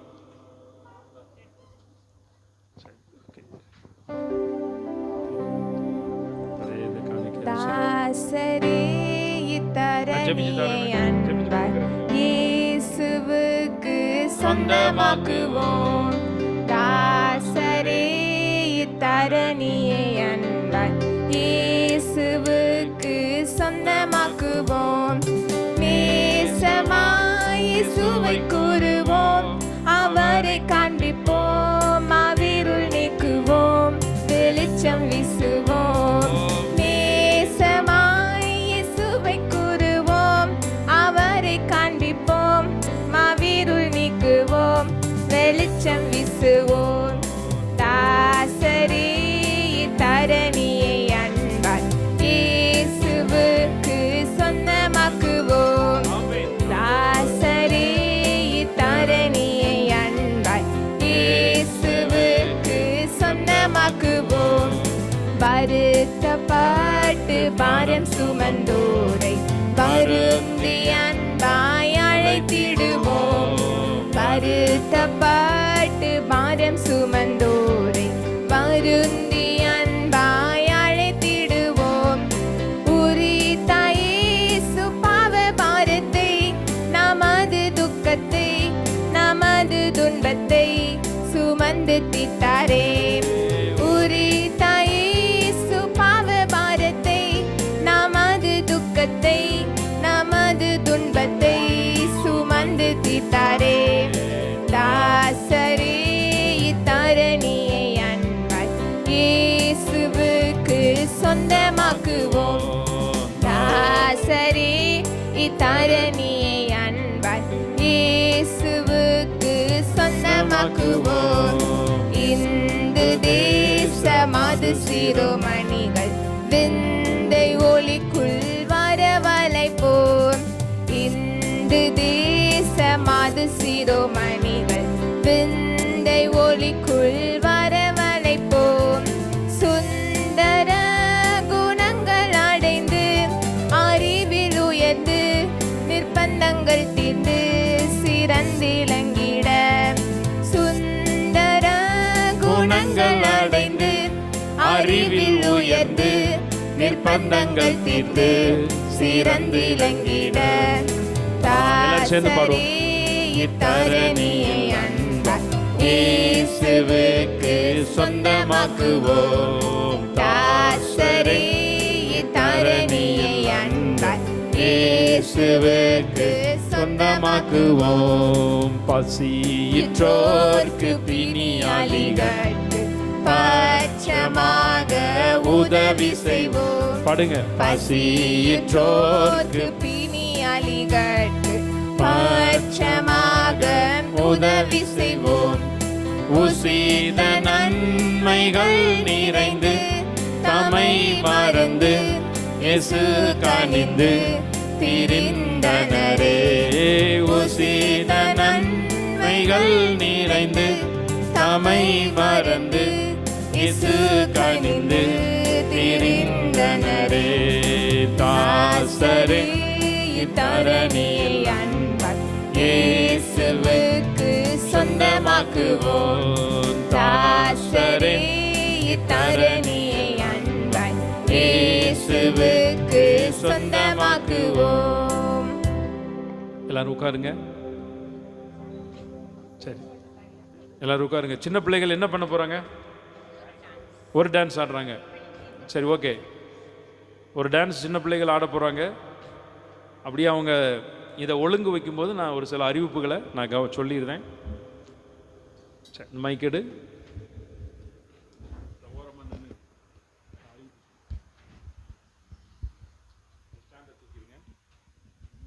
ஆத்மாவே கர்த்தரை ஸ்தோத்திரி, என் முழு உள்ளமே உடைய பரிசுத்த நாமத்தை ஸ்தோத்திரி. என் ஆத்மாவே கர்த்தரை ஸ்தோத்திரி, கர்த்தர் செய்த சகல உபகாரங்களை மறவாதே. ஆமென். நம்முடைய கர்த்தராயிருக்கிற இயேசு கிறிஸ்துவினுடைய கிருபையும் பிதாவாகிய தேவனுடைய அன்பும் பரிசுத்தனுடைய அந்யோன்ய ஐக்கியமும் இந்த ஆராதனையிலே கலந்து கொண்டு கர்த்தாவே உம்மை ஆராதித்துடைய ஜனங்கள் ஒவ்வொருத்தரோடும் இன்றும் என்றும் சதா காலமும் ஆண்டவருடைய வருகை பரியந்தம் தங்கியிருப்பதாக. ஆமென். அல்லேலூயா. கர்த்தர் உங்களை ஒவ்வொருத்தரையும் ஆசீர்வதிப்பாராக. இதை கட் பண்ணிட்டு இந்த பிள்ளைகள்